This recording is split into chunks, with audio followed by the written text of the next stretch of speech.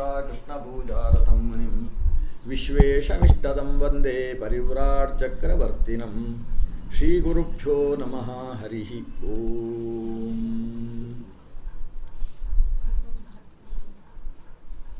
ಸಮಗ್ರ ಇತಿಹಾಸ ಮಹಾಭಾರತ ಅನ್ನುವ ಗ್ರಂಥದ ರೂಪದಲ್ಲಿ ಶ್ರೀ ವೇದವ್ಯಾಸರಿಂದ ವಿರಚಿತವಾಗಿದೆ. ಇತಿಹಾಸ ಅನ್ನುವ ಶಬ್ದಕ್ಕೆ ಹೀಗೆ ನಡೆದೇ ಇತ್ತು ಅಂತ ಅರ್ಥ.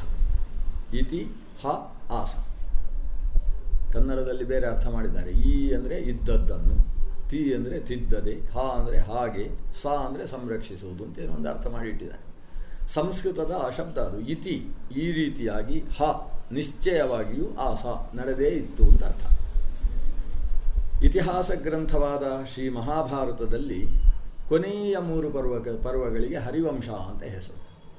ಹಾಗಾದರೆ ಒಟ್ಟು ಮಹಾಭಾರತದಲ್ಲಿ 21 ಪರ್ವ. ನಾವೆಲ್ಲ ತಿಳಿದದ್ದು 18 ಪರ್ವ ಅಂತ.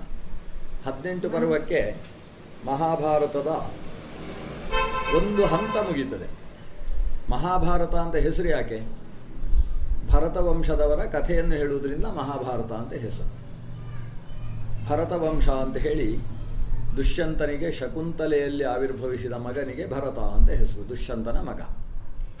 ಅವನಿಂದ ಆರಂಭಿಸಿ ಏನು ವಂಶ ಬೆಳೆಯಿತು ಅದಕ್ಕೆ ಭರತವಂಶ ಅಂತ ಹೆಸರು.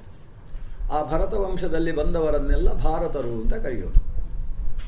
ಭಗವಂತ ಕೃಷ್ಣ ಗೀತೆಯಲ್ಲಿ ಅರ್ಜುನನನ್ನು ಭಾರತ ಇದಮುತ್ತಮ ನಖ ಏತದ್ಬುದ್ಧ ಬುದ್ಧಿಮಾನ್ ಸ್ಯಾತ್ ಕೃತಕೃತ್ಯಶ್ಚ ಭಾರತ ಭಾರತ ಭಾರತ ಅಂತಾನೆ ನಮ್ಮ ಪಾರ್ಥನನ್ನು. ಭಾರತ ಅಂತ ಕರೆಯುವುದು ಯಾಕೆಂದರೆ ಭರತವಂಶೋದ್ಭವ ಅಂತ ಅರ್ಥ. ಭರತವಂಶದಲ್ಲಿ ಹುಟ್ಟಿದವ ಅಂತ ಅರ್ಥ. ಭರತವಂಶದಲ್ಲಿ ಹುಟ್ಟಿದವರ ಇತಿಹಾಸ ಅದು 18 ಪರ್ವಗಳಲ್ಲಿದೆ. ಆಮೇಲೆ 3 ಪರ್ವ, ಅದನ್ನು ಮಹಾಭಾರತದ ಖಿಲ ಭಾಗ ಅಂತ ಕರೀತಾರೆ. ಖಿಲ ಅಂದರೆ ಪರಿಶಿಷ್ಟ, ಅದಕ್ಕೆ ಸೇರಿಕೊಂಡ, ಆದರೆ ಮಹಾಭಾರತಕ್ಕಿಂತ ಬೇರೆಯಾಗಿದ್ದು ಬೇರೆಯಾಗಿಲ್ಲದ ಭಾಗ. ಈ ಕಬ್ಬಿನಲ್ಲಿ ಕಬ್ಬು ಬಹಳ ರುಚಿ, ಸಿಹಿ. ಕಬ್ಬು ಬೆಳೆದಿದೆ ಅಂತ ಕೃಷಿಕನಿಗೆ ಗೊತ್ತಾಗುವುದು ಹೇಗೆ? ಈ ಕಬ್ಬು ಚೆನ್ನಾಗಿ ಈಗ ಕಟಾವು ಮಾಡುವುದಕ್ಕೆ ಸಿದ್ಧವಾಗಿದೆ ಅಂತ ಗೊತ್ತಾಗುವುದು ಹೇಗೆ ಅಂದರೆ, ಅದರ ಗಂಟುಗಳ ಲೆಕ್ಕಾಚಾರದಲ್ಲಿ 18 ಗಂಟಾಯಿತು ಅಂತ ಹೇಳಿದರೆ ಅದು ಬೆಳೆಯಿತು ಅಂತ ಅರ್ಥ. ಅದರಿಂದ ಇದು ಚೆನ್ನಾಗಿ ಬೆಳೆದಿದೆ. ಮತ್ತೆ ಬಿಟ್ಟಿತು ಅಂತ ಆದರೆ ಅದು ಹೂ ಬರ್ತದೆ. ಹೂ ಬಂತು ಅಂತ ಆದರೆ ಅದರಲ್ಲಿ ಕಬ್ಬಿನಲ್ಲಿ ಸಿಹಿ ಎಲ್ಲ ಖಾಲಿ ಆಗ್ತದೆ. ಮತ್ತೆ ಬರೀ ಕೊರಡೋದು. ಅದರಲ್ಲಿ ಸಕ್ಕರೆ ತೆಗಿಲಿಕ್ಕೆ, ಅದರ ರಸ ತೆಗಿಲಿಕ್ಕೆ ಆಗೋದಿಲ್ಲ. 18 ಪರ್ವ, ಪರ್ವ ಅಂದರೆ ಗಂಟು ಅಂತ ಅರ್ಥ. ಈ 18 ಪರ್ವಗಳಿದ್ದರೆ ಒಂದು ಕಬ್ಬು ಅದು ಸರಿಯಾಗಿ ಬಲಿತ, ಪ್ರತಿ ಪರ್ವ ರಸೋದಯ, ಒಂದೊಂದು ಅದರ ಗಂಟುಗಳನ್ನು ಕೂಡ ಕಚ್ಚಿ ಜಗಿತಾ ಹೋದ ಹಾಗೆ ರಸೋದಯ ಆಗ್ತಾ ಹೋಗುತ್ತೆ. ಹೇಗೋ ಹಾಗೆ ಶ್ರೀ ಮಹಾಭಾರತದಲ್ಲಿ 18 ಪರ್ವ ಅಂತೇಳಿದರೆ ಒಂದು ಕಬ್ಬು ಇದ್ದ ಹಾಗೆ. ಆ 18 ಪರ್ವ ಅಂತೇಳಿದರೆ ಅದರಲ್ಲಿ 2 ಪರ್ವ ನೆಲದಲ್ಲಿರ್ತದೆ, ಅದು ಕಾಣಿಸೋದಿಲ್ಲ. ಮೇಲಿನ ಒಂದು ಪರ್ವ ಅದರ ಎಲೆಗಳ ಮಧ್ಯದಲ್ಲಿ ಸಿಕ್ಕಾಕೊಂಡಿರ್ತದೆ, ಅದು ಕಾಣಿಸುವುದಿಲ್ಲ. ಅದರಿಂದ 3 ಪರ್ವ ಇರ್ತದೆ. ಅದನ್ನು ಕತ್ತರಿಸಿ ತೆಗೆದು ಉಳಿದದ್ದನ್ನು ಉಪಯೋಗಿಸುವುದು ಅಂತ ಲೆಕ್ಕ. ಆದರೆ ಕತ್ತರಿಸಿ ತೆಗೆದಂತಹ ಭಾಗವೇ ಮತ್ತೆ ಹೊಸದಾಗಿ ಅದನ್ನು ನೆಡುವುದಕ್ಕೆ ಬರ್ತಕ್ಕಂಥ ಭಾಗ, ಅದನ್ನು ನೆಡುವುದು. ಅದು ಮತ್ತೆ ಮತ್ತೆ ಚಿಗುರು ಒಡಿದು ದೊಡ್ಡದಾಗ್ತಾ ಹೋಗ್ತದೆ. ಆದ್ದರಿಂದ ಮುಂದೆ ಅದನ್ನು ವಂಶವನ್ನು ಮುಂದುವರಿಸುವ ಕಬ್ಬು ಯಾವುದು ಅಂತ ಹೇಳಿದರೆ ಅದು ಈ ಹರಿವಂಶ. ಅದು ಪರಿಶಿಷ್ಟ. ಅದರಿಂದ ವಂಶೋದ್ಧಾರಕ್ಕೋಸ್ಕರ ಹರಿವಂಶ ಶ್ರವಣ ಮಾಡಬೇಕು ಅಂತ ಹೇಳ್ತಾರೆ. ವಂಶವನ್ನು ಮುಂದುವರಿಸತಕ್ಕಂಥದ್ದು. ಗಾರುಡದಲ್ಲಿ ಏನಾದರೂ ಮಾಡಿ ನಮ್ಮ ಸಂತತಿಯನ್ನು ಮುಂದುವರಿಸಬೇಕು ಅಂತ ಒಂದು ನಿರ್ದೇಶನ ಕೊಟ್ಟು, ಅಲ್ಲ ಏನಾದರೂ ಮಾಡಿ ಅಂದರೆ ಏನರ್ಥ?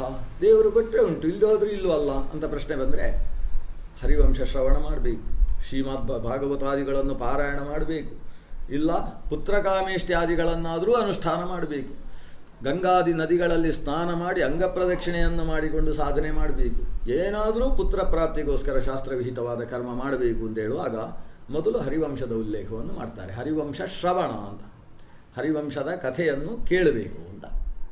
ಹರಿವಂಶ ಅಂತ ಯಾಕೆ ಹೆಸರು ಬಂತು? ಹರಿಯ ವಂಶದ ಕಥನೆ ಇರುವುದು. ಈಗ ನಮಗೆ ಪ್ರಸಿದ್ಧವಾದ ವಂಶ 3 ವಂಶ. ಒಂದು ಸೂರ್ಯವಂಶ, ಒಂದು ಚಂದ್ರವಂಶ, ಮತ್ತೊಂದು ಋಷಿವಂಶ, ಭೃಗುವಂಶಾದಿಗಳು. ಈ 3 ವಂಶಗಳನ್ನು ಬಿಟ್ಟರೆ ಮತ್ತೆ ಹೆಚ್ಚು ವಂಶ ನಮ್ಮಲ್ಲಿ ಯಾವುದು ವ್ಯವಹಾರದಲ್ಲಿಲ್ಲ. ಈಗ ಸೂರ್ಯವಂಶ ಅಂತ ಹೇಳಿದರೆ ಏನು? ಶ್ರೀರಾಮಚಂದ್ರನಾಗಲಿ ಭಗೀರಥನಾಗಲಿ ಸೂರ್ಯವಂಶದಲ್ಲಿ ಬಂದಿದ್ದಾರೆ ಅಂದರೆ ಅವರ ಮೂಲ ಪುರುಷ ಸೂರ್ಯ ಅಂತ ಅಲ್ಲ. ಈಗ ಸೂರ್ಯನ ಹತ್ರವೇ ಕೇಳಬೇಕು ನಿಂದು ಯಾವುದು ವಂಶ ಅಂತ. ಆವಾಗ ಸೂರ್ಯನ ಹೇಳ್ತಾನೆ, ನಾನು ಅದಿತಿ ಕಶ್ಯಪರಿಗೆ ಮಗನಾಗಿ ಹುಟ್ಟಿದವ ಆದಿತ್ಯ, ಆದ್ದರಿಂದ ನಾನು ಕಾಶ್ಯಪ ಗೋತ್ರದವ, ಕಶ್ಯಪ ವಂಶ ಅಂತ ಹೇಳ್ತಾನೆ. ಕಶ್ಯಪನ ಹತ್ರ ಕೇಳಿದರೆ ಏನು ಹೇಳ್ತಾನೆ? ಕಶ್ಯಪ ನಾನು ಮರೀಚಿಯ ಮಗ, ಅದನ್ನ ಮಾರೀಚ ವಂಶ ನಮ್ಮದು ಅಂತ. ಮರೀಚಿ ಹತ್ರ ಕೇಳಿದರೆ ನಾನು ಚತುರ್ಮುಖ ಬ್ರಹ್ಮನ ಮೊದಲ ಮಗ, ಆದ್ದರಿಂದ ನಮ್ಮದು ಬ್ರಹ್ಮನ ವಂಶ. ಬ್ರಹ್ಮನ ಹತ್ರ ಕೇಳಬೇಕು ನಿನ್ನ ವಂಶ ಯಾವುದು, ಅವನು ಹರಿವಂಶ ಅಂತ ಹೇಳುದು. ಅಂದರೆ ಸೂರ್ಯವಂಶ ಮೂಲತಃ ಹರಿವಂಶ, ಶ್ರೀಹರಿಯಿಂದ ಬಂದಂತಹ ವಂಶ. ಚಂದ್ರವಂಶವು ಹರಿವಂಶವೇ, ಯಾಕಂದರೆ ಚಂದ್ರ ಯಾರ ಮಗ? ಅವನು ಅತ್ರಿ ಅನಸೂಯೆಯರಲ್ಲಿ ಆವಿರ್ಭವಿಸಿದ ಮಗ. ಹಿಮಾಂಶೋ ರತ್ರಿಪುತ್ರಸ್ಯ ಅಂತ ಅತ್ರಿಯ ಮಗ. ಅದನ್ನು ಅತ್ರಿ ಅವನ ಯಾರ ಮಗ ಅಂತ ಕೇಳಿದರೆ ಅದು ಚತುರ್ಮುಖ ಬ್ರಹ್ಮನ ನವಮಾನಸ ಪುತ್ರರಲ್ಲಿ ಒಬ್ಬ. ಮರೀಚ್ಯತ್ರ್ಯಂಗಿರಸ ಪುಲಶ್ಚ ಪುಲಃ ಕ್ರತು ಭೃಗುರು ವಸಿಷ್ಠೋ ದಕ್ಷಶ್ಚ ದಶಮಸ್ತತ್ರ ನಾರದಃ. ಚತುರ್ಮುಖ ಬ್ರಹ್ಮನ ಮಾನಸ ಪುತ್ರರಲ್ಲಿ ಎರಡನೆಯವ ಅತ್ರಿ. ಚತುರ್ಮುಖ ಬ್ರಹ್ಮ ಶ್ರೀಹರಿಯ ವಂಶದಲ್ಲಿ ಬಂದವು. ಆದ್ದರಿಂದ ಎಲ್ಲ ವಂಶ, ಈಗ ಭೃಗು ವಂಶ ಅಂತುಂಟು. ಭೃಗುವಿನ ವಂಶ, ಭೃಗುವಿಗೆ ಮೂಲ ಯಾರು? ಭೃಗು ಮಹರ್ಷಿ. ಭೃಗುರು ವೈವಾರುಣಿ ಅಂತ ವರುಣನ ಮಗ ಭೃಗು. ವರುಣ ಅವ ಆದಿತ್ಯ, ಅಂದರೆ ಅದಿತಿ ಕಶ್ಯಪರಲ್ಲಿ ಆವಿರ್ಭವಿಸಿದ ದ್ವಾದಶ ಆದಿತ್ಯರಲ್ಲಿ ವರುಣನು ಕೂಡ ಒಬ್ಬ. ಪಶ್ಚಿಮದ ಆದಿತ್ಯ ಅಂತ ಅವನಿಗೆ ಹೆಸರು.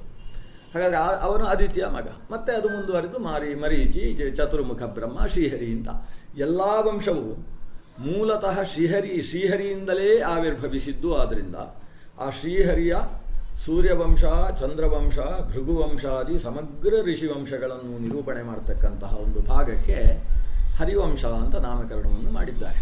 ಅದರ ಮಂಗಳ ಶ್ಲೋಕ ಇದು ಯಾವುದು?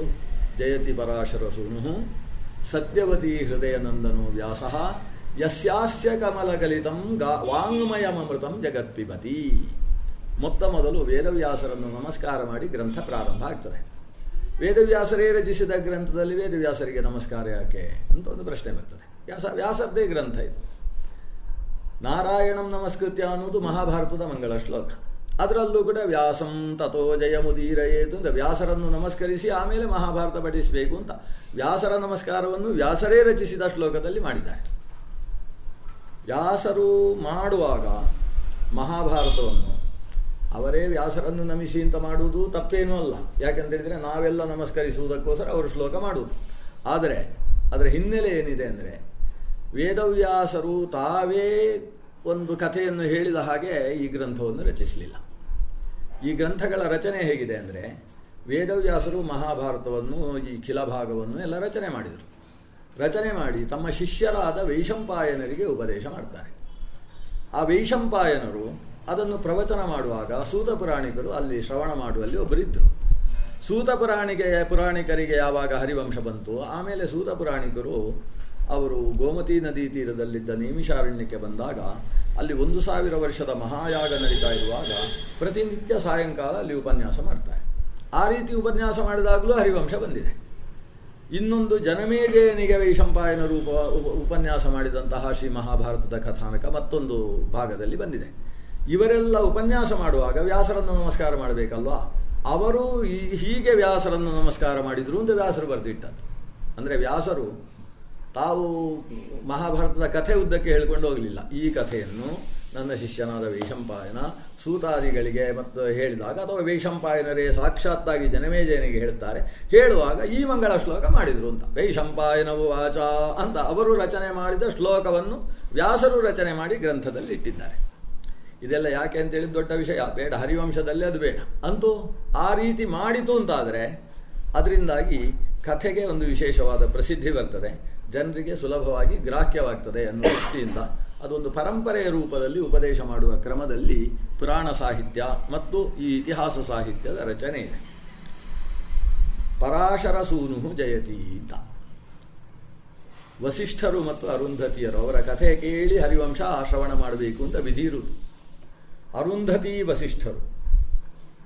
ವಸಿಷ್ಠರು ಸಾಕ್ಷಾತ್ ಚತುರ್ಮುಖ ಬ್ರಹ್ಮನ ಮಾನಸ ಪುತ್ರರು. ಅರುಂಧತಿ ಅಂತ ಹೇಳಿದರೆ ಕರ್ದಮ ಪ್ರಜಾಪತಿ ಮತ್ತು ದೇವಹೂತಿಯಲ್ಲಿ ಆವಿರ್ಭವಿಸಿದ 9 ಜನ ಮಕ್ಕಳಲ್ಲಿ ಕೊನೆಯವಳು ಅರುಂಧತೀ ದೇವಿ. ಕರ್ದಮ ಪ್ರಜಾಪತಿ ತನ್ನ ಮಗಳಾದ ಅರುಂಧತಿಯನ್ನು ವಸಿಷ್ಠರಿಗೆ ಕೊಟ್ಟು ವಿವಾಹ ಮಾಡ್ತಾನೆ. ವಸಿಷ್ಠರು ಅರುಂಧತೀ ದೇವಿಯ ಜೊತೆಗೆ ಒಂದು ಗುರುಕುಲವನ್ನು ನಿರ್ಮಾಣ ಮಾಡಿ ಗುರುಕುಲದಲ್ಲಿ 100 ವಿದ್ಯಾರ್ಥಿಗಳಿಗೆ ಪಾಠ ಹೇಳ್ತಾ ಇರ್ತಾರೆ. 100 ವಿದ್ಯಾರ್ಥಿಗಳು ಗುರುಕುಲದಲ್ಲಿರುವುದು ಕಷ್ಟ, ಕಾಲೇಜಲ್ಲೆಲ್ಲ ಇರ್ತಾರೆ. ಗುರುಕುಲದಲ್ಲಿ ಅಷ್ಟು ವಿದ್ಯಾರ್ಥಿಗಳು ಹೇಗೆ ಅಂದರೆ ಸುಮಾರು ಒಂದು 200 ವಿದ್ಯಾರ್ಥಿಗಳಿದ್ದಾರೆ ವಸಿಷ್ಠರ ಗುರುಕುಲದಲ್ಲಿ. ಅದರಲ್ಲಿ ಒಂದು 100 ವಿದ್ಯಾರ್ಥಿಗಳು ಬೇರೆ ಕಡೆಯಿಂದ ಬಂದವರು, 100 ವಿದ್ಯಾರ್ಥಿಗಳು ಇವರ ಮಕ್ಕಳು. ಈಗ ತುಂಬ ಜನ ಮಕ್ಕಳಿದ್ದರೆ ತುಂಬ ಸುಲಭ ಆಗ್ತದೆ ಗುರುಕುಲ ನಡೆಸುವುದಕ್ಕೆ. ಹಾಗಾಗಿ ಇವರ 100 ಜನ ಮಕ್ಕಳು ಇವರು. ಅದರಲ್ಲಿ ಮೊದಲನೆಯವರಿಗೆ ಶಕ್ತಿ ಅಂತ ಹೆಸರು. ಶಕ್ತಿಗೆ ಈಗ ಗುರುಕುಲದ ಅಭ್ಯಾಸ ಎಲ್ಲ ಮುಗಿದು ಅವನಿಗೊಂದು ಮದುವೆಯನ್ನು ಮಾಡಿದ್ದಾರೆ ಸದ್ಯಕ್ಕೆ. ಅವನಿಗ ಪಾಠವನ್ನು ಮಾಡ್ತಾ ಇದ್ದಾನೆ. ಗುರುಕುಲವನ್ನು ಮುಂದುವರಿಸುವ ಜವಾಬ್ದಾರಿಯು ಶಕ್ತಿಯ ಕೈಯಲ್ಲಿದೆ. ಇಷ್ಟರಲ್ಲಿ ಈ ಗುರುಕುಲದ ಅಷ್ಟು ಮಕ್ಕಳಿಗೆ ಅನ್ನದ ವ್ಯವಸ್ಥೆ ಯಾರ್ದು ಅಂದರೆ ಅರುಂಧತಿ ದೇವಿಯದ್ದೇ. ಆಕೆಯೇ ಎಲ್ಲರಿಗೂ ತಾಯಿ, ಅಮ್ಮ ಅಂತ ಹೇಳಿಕೊಂಡು ಅವ್ರು ಬಂದರು ಅಂದರೆ ಮಕ್ಕಳಿಗೆ ಆಹಾರದ ವ್ಯವಸ್ಥೆ ತಾಯಿ ಮಾಡ್ತಾಳೆ. ಅಷ್ಟು ಚೆನ್ನಾಗಿ ಗುರುಕುಲ ನಡೀತಾ ಇರಬೇಕಾದ್ರೆ ಆ ಗುರುಕುಲದಲ್ಲಿ ಒಂದು ಅನಾಹುತ ಘಟಿಸಿ ಹೋಯಿತು. ಒಂದು ಸಂದರ್ಭದಲ್ಲಿ ವಸಿಷ್ಠರು ನೋಡ್ತಾ ಇರುವ ಹಾಗೆ ಅವರ ಅಷ್ಟೂ ವಿದ್ಯಾರ್ಥಿಗಳಲ್ಲಿ 100 ಜನ ಮಕ್ಕಳು ಒಂದೇ ದಿವಸ ಸತ್ತು ಹೋಗ್ತಾರೆ. ಅವರು ಯಾರು ಅಂದರೆ ಇದೇ ವಸಿಷ್ಠರ ಮಕ್ಕಳು. ತಮ್ಮ ಮಕ್ಕಳು ಕಣ್ಣಾರೆ ಸತ್ತು ಹೋಗುವ ಒಂದು ಪ್ರಸಂಗವನ್ನು ನೋಡಬೇಕಾದದ್ದು ಇದು ವಸಿಷ್ಠರಂತಹ ಗೋತ್ರ ಪ್ರವರ್ತಕ ಮಹರ್ಷಿಗಳ ಜೀವನದಲ್ಲಿ ನಡೆದು ಹೋಯಿತು. ಕಣ್ಣೀರು ಹಾಕಿದರು ವಸಿಷ್ಠರು. ಕೂತುಕೊಂಡು ಒಂದು ಸಲ ತನ್ನ ಜಂಘಾಬಲವೇ ಉಡುಗಿ ಹೋದ ಹಾಗೆ ಆಗೋಯಿತು. ಯಾಕಂದರೆ ಗುರುಕುಲವನ್ನು ನೋಡಿಕೊಳ್ತಾ ಇದ್ದದ್ದೇ ಇವರ ಮಕ್ಕಳು. ಆ ಮಕ್ಕಳು ಅದರಲ್ಲಿ ಚಿಕ್ಕ ಮಕ್ಕಳಿಗೆ ದೊಡ್ಡವರು ಪಾಠ ಹೇಳ್ತಾರೆ. ಗುರುಕುಲದ ಒಂದು ಸಿಸ್ಟಮೇ ಒಂದು ಕ್ರಮ. ಆ ಕ್ರಮದಲ್ಲಿದ್ದ ಅದು ತನ್ನ ಎಲ್ಲ ಗೋತ್ರದ ರಸವನ್ನು ಹೊತ್ತು ಮುಂದುವರಿಸಬೇಕಾದ ಒಳ್ಳೆಯ ಸತ್ಕುಲ ಪ್ರಸೂತರು ಮಾತ್ರ ಅಲ್ಲ, ಸದ್ವಿದ್ಯೆ ಸದ್ಬುದ್ಧಿಗಳಿಂದ ತುಂಬಿರತಕ್ಕಂಥ ಮಕ್ಕಳು ಮೃತರಾದರು ಅಂತಾದಾಗ ಸಹಿಸುವುದಕ್ಕಾಗಲಿಲ್ಲ. ಅದರ ಜೊತೆಗೆ ಇಷ್ಟು ಜನರು ಮೃತರಾದದ್ದು ಕಾರಣ ಏನು ಅಂತಂದರೆ ಕೌಶಿಕನ ಜೊತೆಗೆ ನಡೆದ ಸ್ಪರ್ಧೆಯ ಕಾರಣ. ಕೌಶಿಕ ವಿಶ್ವಾಮಿತ್ರರ ಒಂದು ಸ್ಪರ್ಧೆಯ ಕಾರಣದಿಂದಾಗಿ ಒಬ್ಬ ರಕ್ಕಸ ಇಷ್ಟು ಜನರನ್ನು ನುಂಗಿದ್ದು. ಇದರಿಂದಾಗಿ ಅವರಿಗೆ ವಿಶ್ವಾಮಿತ್ರರ ಮೇಲೆ ಕೋಪ ಬರಲಿಲ್ಲ. ಯಾಕಂದರೆ ನಮ್ಮ ಮಕ್ಕಳ ಹಣೆ ಬರಹ ಆಗಿಲ್ಲದೆ ಹೋದರೆ ವಿಶ್ವಾಮಿತ್ರರಿಂದ ಏನು ಮಾಡಲಿಕ್ಕೆ ಆಗ್ತದೆ ಅಂತ, ನಮ್ಮ ಜನ್ಮಾಂತರದಿಂದ ಹಿಡ್ಕೊಂಡು ಬಂದದ್ದು. ಆದ್ದರಿಂದ ಮೃತರಾಗಿದ್ದಾರಲ್ಲ ಅಂತ ಕಣ್ಣೀರು ಹಾಕ್ತಾ ಕೂತರು. ಅವರು ಕೂತು ಬರೀ ಕಣ್ಣೀರು ಮಾತ್ರ ಬರುವುದಲ್ಲ ಅಂತ ಬಾಯಿಯಿಂದ ಒಂದು ರೀತಿಯ ಆಕ್ರಂದನವೂ ಬರ್ತಾ ಇದೆ ವಸಿಷ್ಠರಿಗೆ. ಆವಾಗ ಸಮೀಪದಲ್ಲಿ ಅವರ ಕಣ್ಣನ್ನು ಒರೆಸಿ ಪಕ್ಕದಲ್ಲಿ ಕೂತು ಮೇನೆ ಒರೆಸ್ತಾ ಇದ್ದವಳು ಅರುಂಧತಿ ದೇವಿ. ಅರುಂಧತಿ ದೇವಿ ಹೇಳ್ತಾಳೆ, ಸ್ವಾಮಿ ಯಾಕೆ ಕಣ್ಣಲ್ಲಿ ನೀರು ಹಾಕ್ತಾ ಇದ್ದೀರಿ, ಯಾಕೆ ಅಳ್ತಾ ಇದ್ದೀರಿ? ಮಕ್ಕಳು ಎಷ್ಟು ಸಮಯ ನಮಗೆ ಋಣ ಇರ್ತದೋ ಅಷ್ಟು ಸಮಯ ಜೊತೆಗಿರ್ತಾರೆ. ಋಣ ಇಲ್ಲದೆ ಹೋದರೆ ಹುಟ್ಟುವುದಕ್ಕೆ ಸಾಧ್ಯ ಇರಲಿಲ್ಲ. ಋಣ ಇತ್ತು, ಇಷ್ಟು ಸಮಯ ಇದ್ದರು. ಅದು ಋಣಾನುಬಂಧ ರೂಪೇಣ ಪಶುಪತ್ನಿ ಸುತಾಲಯಾ ಋಣೇನಷ್ಟೇ ವಿನಶ್ಯಂತಿ ತತ್ರ ಕಾಪರಿದೇವನ. ಋಣ ಹೋದಾಗ ಮತ್ತೆ ದೂರ ಆಗ್ತದೆ. ಯಥಾ ಕಾಷ್ಠಂಚ ಸಮೇಯಾತ ಮಹಾರ್ಣವೇ ಸಮೇತ್ಯ ಚ ವ್ಯಪೇಯಾತ ತಥಾ ಬಂಧು ಸಮಾಗಮ. ಒಂದು ದೊಡ್ಡ ಮಳೆ, ಬಿರುಗಾಳಿಗೆ ಮರದ ಒಂದು ಕೊಂಬೆ ನದಿಯಲ್ಲಿ ಬಿತ್ತು. ನದಿಯ ಪ್ರವಾಹದಲ್ಲಿ ಕೊಚ್ಚಿ ಹೋಗಿ ಅದು ಪೂರ್ವ ಸಮುದ್ರದಲ್ಲಿ ಹೋಗಿ ಸೇರಿತು. ಪೂರ್ವ ಸಮುದ್ರದಲ್ಲಿ ಸೇರಿತು ಅಂದರೆ ಬಹುಶಃ ಕಾವೇರಿಯಲ್ಲಿ ಹೋದದ್ದಿರಬೇಕು. ಅದು ಇನ್ನೊಂದು ಕೊಂಬೆ ಅದು ನೀರಿನಲ್ಲಿ ಬಿದ್ದು ಅದು ಪಶ್ಚಿಮ ಸಮುದ್ರಕ್ಕೆ ಹೋಗಿ ಸೇರಿತು. ಯಾವ ನದಿಯಲ್ಲಿ ಬಿದ್ದದ್ದು? ನರ್ಮದೆಯಲ್ಲಿ ಬಿದ್ದದ್ದು ಇರಬೇಕು. ಆ ಕಡೆ ಹೋದದ್ದು ಅದು ಅದರ ತೆರೆಗಳಿಗೆ ಸಿಕ್ಕಿ ಹೊಡೆದು ಕೊನೆಗೆ ಈ ದಕ್ಷಿಣ ಸಮುದ್ರದಲ್ಲಿ ಬಂದು ಎರಡೂ ಮರದ ದಿಮ್ಮಿಗಳು ಒಂದಾದುವಂತೆ, ಒಟ್ಟಿಗೆ ಸೇರಿದುವಂತೆ. ಸೇರಿ ಎರಡು ತಾಗಿಕೊಂಡದ್ದು ಮುಂದೆ ಮತ್ತೊಂದು ಅಲೆ ಹೊಡೆದಾಗ ದೂರ ಆಯಿತು. ದೂರ ಆದದ್ದು ಮತ್ತೆ ಇನ್ನೊಂದು ಸಲ ಒಟ್ಟಾಗುವುದಕ್ಕೆ ಸಾಧ್ಯವಾ? ಕಲ್ಪಿಸಿಕೊಳ್ಳಿಕ್ಕೆ ಸಾಧ್ಯ ಇಲ್ಲ, ಆಗಲಿಕ್ಕೆ ಸಾಧ್ಯ ಇಲ್ಲ. ಎಲ್ಲಿ ಅಷ್ಟು ದೊಡ್ಡ ಸಮುದ್ರದಲ್ಲಿ ಎರಡು ಕಾಷ್ಠ, ಯಥಾ ಕಾಷ್ಠಂಚ ಸಮೇಯಾತ ಮಹಾರ್ಣವೇ ಸಮೇತ್ಯಜ ವ್ಯಪೇಯಾತ. ಒಂದು ಸಲ ಬಿಟ್ಟು ಒಟ್ಟಿಗೆ ಆಗಿ ಮತ್ತೊಂದು ಅಲೆ ಹೊಡೆದಾಗ ದೂರ ಆದದ್ದು ಹೇಗೋ ಹಾಗೆ ತಥಾ ಬಂಧು ಸಮಾಗಮ. ಹಾಗೆ ಇವಳು ನನ್ನ ಹೆಂಡತಿ, ಇವನು ನನ್ನ ಮಗ, ಈ ಸಂಬಂಧಗಳೆಲ್ಲ ಅಷ್ಟೇ. ಎಲ್ಲೋ ಇದ್ದದ್ದು, ಯಾವುದೋ ಚೇತನ, ಯಾವುದೋ ಋಣಾನುಬಂಧದಿಂದ ಇವನ ಮಗ ಅಂತ ಹೇಳಿ ಒಂದು ಸಲ ಎರಡು ಕಾಷ್ಠಗಳು ಸೇರಿಕೊಂಡ ಹಾಗೆ ಕೆಲವು ಸಮಯದ ತನಕ ಒಟ್ಟಿಗಿರುವುದು. ಯಾವಾಗ ಇನ್ನೊಂದು ಅಲೆ ಹೊಡಿತದೆ ಆವಾಗ ಆ ಚೇತನ ಇನ್ನೆಲ್ಲೋ ಮಗನಾಗಿ ಹುಟ್ಟುತ್ತಷ್ಟೇ. ಚೇತನದ ಸಂಬಂಧ ಅನ್ನೋದು ಯಾರಿಗೆ ಯಾರುಂಟು, ಎರವಿನ ಸಂಸಾರ ಬರುವುದಿಲ್ಲ ಪದ್ಯ ನಿಮಗೆಲ್ಲ. ನೀರ ಮೇಲನ ಗುಳ್ಳೆ ನಿಜವಲ್ಲ ಹರಿಯೇ ಅಂತ. ನಿಜವಲ್ಲ ಅಂದರೆ ನಿತ್ಯವಲ್ಲ ಅಂತ ಅರ್ಥ, ಸುಳ್ಳು ಅಂತ ಅರ್ಥ ಅಲ್ಲ. ನಿಜ ಅನ್ನೋದಕ್ಕೆ ಕನ್ನಡದಲ್ಲಿ ನಿತ್ಯ ಅಂತ ಒಂದು ಅರ್ಥ ಇದೆ. ಎರವಿನ ಸಂಸಾರ ಯಾರಿಗೆ ಯಾರುಂಟು, ಇದು ನಿತ್ಯವಲ್ಲ ಹರಿಯೇ. ನೀರ ಮೇಲಿನ ಗುಳ್ಳೆ ಉಂಟೀಗ, ಆದರೆ ಮುಂದಿನ ಕ್ಷಣದಲ್ಲಿ ಇರ್ತದೆ ಅಂತೇನು ನಿಶ್ಚಯ? ಗುಳ್ಳೆ ಹೊಡೆದ್ರೆ ಹೋಯ್ತು, ಮತ್ತೆ ನೀರಾಗುವುದಿಲ್ವಾ? ಆದರೆ ನೀರ ಮೇಲಿನ ಗುಳ್ಳೆ ಹೇಗೆ ನಿತ್ಯವಲ್ಲವೋ ಹಾಗೆ ಈ ಸಂಸಾರದಲ್ಲಿ ಪರಸ್ಪರ ಸಂಬಂಧಗಳು ಅಂದರೆ ಎಷ್ಟು ಕಾಲದ ತನಕ ಅನ್ನೋದು ನಿರ್ಧರಿಸಲ್ಪಡುವಂಥದ್ದಲ್ಲ. ಹಾಗಿರುವಾಗ ಯಾಕೆ ನಾವು ಅಳಬೇಕು ಅಂತ ಈ ತಾಯಿ ತಾನೇ ಹೊಟ್ಟೆಯಲ್ಲಿ ಹೊತ್ತಿ ಹೆತ್ತವಳು ಅವಳು ಈ ತನ್ನ ಗಂಡನನ್ನು ಸಮಾಧಾನ ಮಾಡ್ತಾ ಇದ್ದಾಳೆ, ಅರುಂಧತಿ ದೇವಿ. ವಸಿಷ್ಠರು ಅಳ್ತಾ ಇದ್ದವರು ನಿಲ್ಲಿಸಿದ್ರಂತೆ. ಆಶ್ಚರ್ಯ ಆಗ್ತದೆ ಅವರಿಗೆ. ಗುರುಕುಲದಲ್ಲಿ 12 ವರ್ಷ ಓದಿದ್ದು ನಾನು, ಇವಳನ್ನು ಯಾವ ಗುರುಕುಲಕ್ಕೂ ಕಳಿಸಲಿಲ್ಲ. ಆದರೆ ಆತ್ಮರ ಸಂಬಂಧ ಏನು, ಶರೀರಾತ್ಮ ವಿವೇಕವನ್ನು ಸರಿಯಾಗಿ ಅರ್ಥೈಸಿಕೊಂಡ ಇವಳು ನನ್ನನ್ನೇ ಸಮಾಧಾನ ಮಾಡ್ತಾಳೆ ಅಂದರೆ ಮರ್ಯಾದೆ ಗೆಡಲಿಲ್ಲ ನಂದು ಅಂತ ಅನಿಸಿತು ಅವರಿಗೆ. ಸರಿ ಮಾಡಿಕೊಂಡು ಅವಳ ಮುಖೊಮ್ಮೆ ನೋಡ್ತಾರೆ.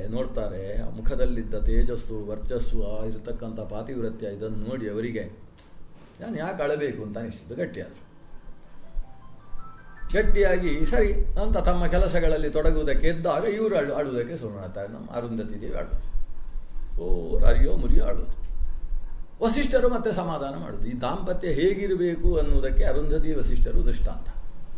ಕಷ್ಟ ಬರ್ತದೆ ಜೀವನದಲ್ಲಿ, ಕಷ್ಟ ಇಲ್ಲದೆ ಯಾರು ಬದುಕುವುದಕ್ಕೆ ಸಾಧ್ಯ ಉಂಟು? ಅದು ಎಷ್ಟು ದೊಡ್ಡವರಾದರೂ ಕಷ್ಟಪಡ್ತೇ ಬರ್ತಾರೆ. ಆದರೆ ಕಷ್ಟದಲ್ಲಿ ತಾವು ದಂಪತಿಗಳು ಒಬ್ಬರ ಕಷ್ಟಕ್ಕೆ ಇನ್ನೊಬ್ಬರು ಪರಸ್ಪರ ಒಂದು ರಥದ 2 ಚಕ್ರಗಳ ಹಾಗೆ ಒಬ್ಬರಿಗೊಬ್ಬರು ಆಗುವುದು ಅನ್ನೋದುಂಟಲ್ವ, ಅದು ಜೀವನದ ಸರ್ವಸ್ವ ಅಂತ ವಿವಾಹದ ದಿವಸವೇ ತಿಳಿಸುವುದಕ್ಕೆ ವಸಿಷ್ಠಾರುಂಧತಿ ದರ್ಶನ ನಡೆಸುವಂತಹ ವಿಧಾನ ವಿವಾಹದ ದಿವಸವೇ ನಡೆಯುತ್ತೆ. ಆ ರೀತಿಯ ದಾಂಪತ್ಯ ಇವರಿದ್ದದ್ದು. ಕೆಲವು ದಿವಸಗಳು ಕಳೀತಾ ಇದ್ದಾವೆ.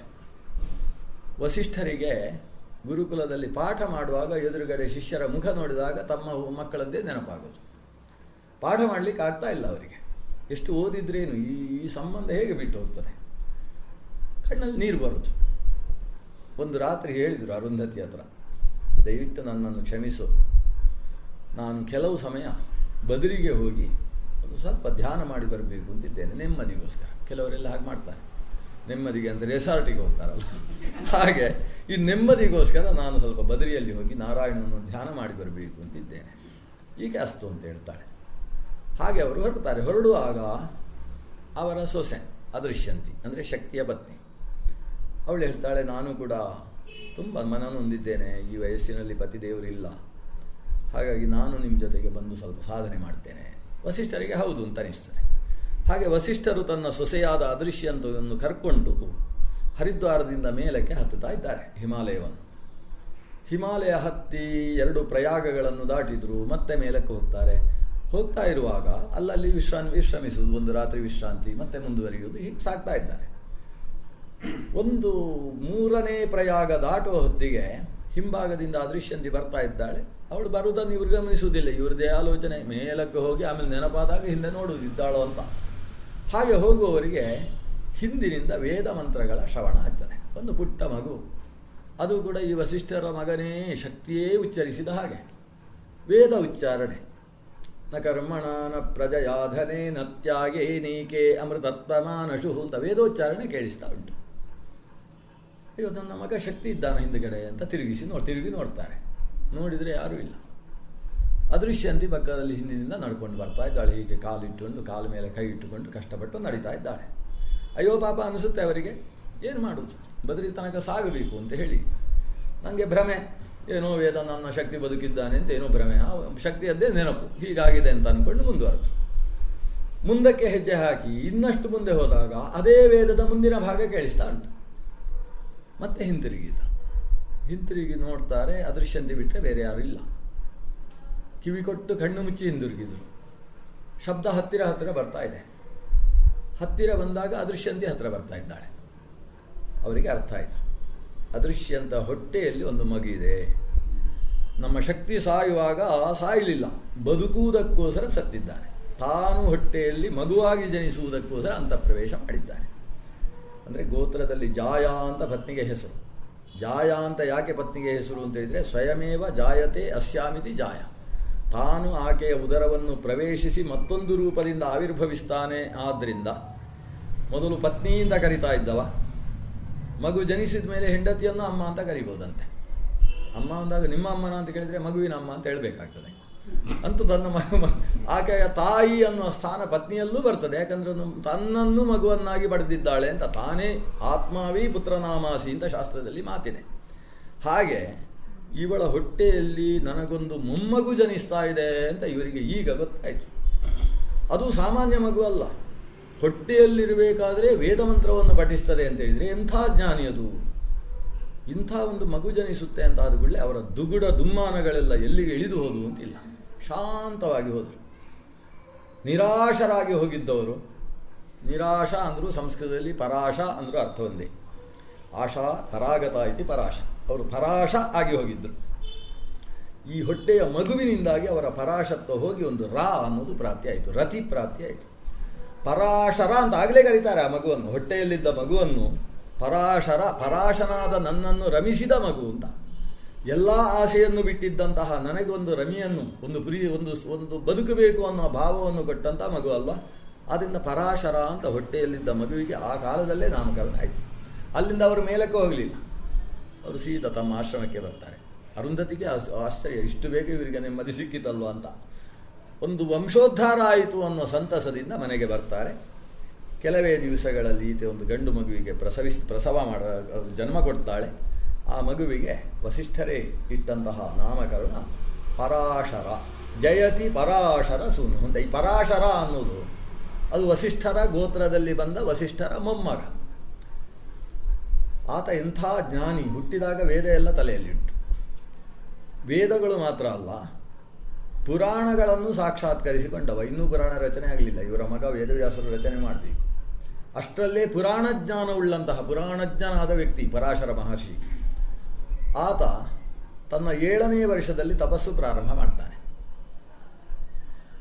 ಸಾಕ್ಷಾತ್ ನಾರಾಯಣನನ್ನು ಕುರಿತು ತಪಸ್ಸು. ನಾರಾಯಣ ಆವಿರ್ಭೂತನಾಗ್ತಾನೆ.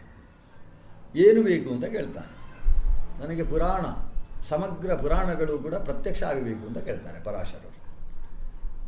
ನಾನು ನಿಮ್ಮ ಮಗನಾಗಿ ಬರ್ತೇನೆ ಅಂತ ಹೇಳ್ತಾನೆ ಭಗವಂತ. ಕೇಳಲಿಲ್ಲ ಇವರು, ಕೇಳದೇ ಇದ್ದದ್ದಕ್ಕೆ ನಾನು ಮಗನಾಗಿ ಬರ್ತೇನೆ, ನಿಮಗೇನು ಪುರಾಣ ಪ್ರತ್ಯಕ್ಷ ಆಗಿದೆ ಅದರ ವಿಸ್ತೃತ ಭಾಗವನ್ನು ನಾನು ಲೋಕಕ್ಕೆ ಕೊಡ್ತೇನೆ ಅಂತ.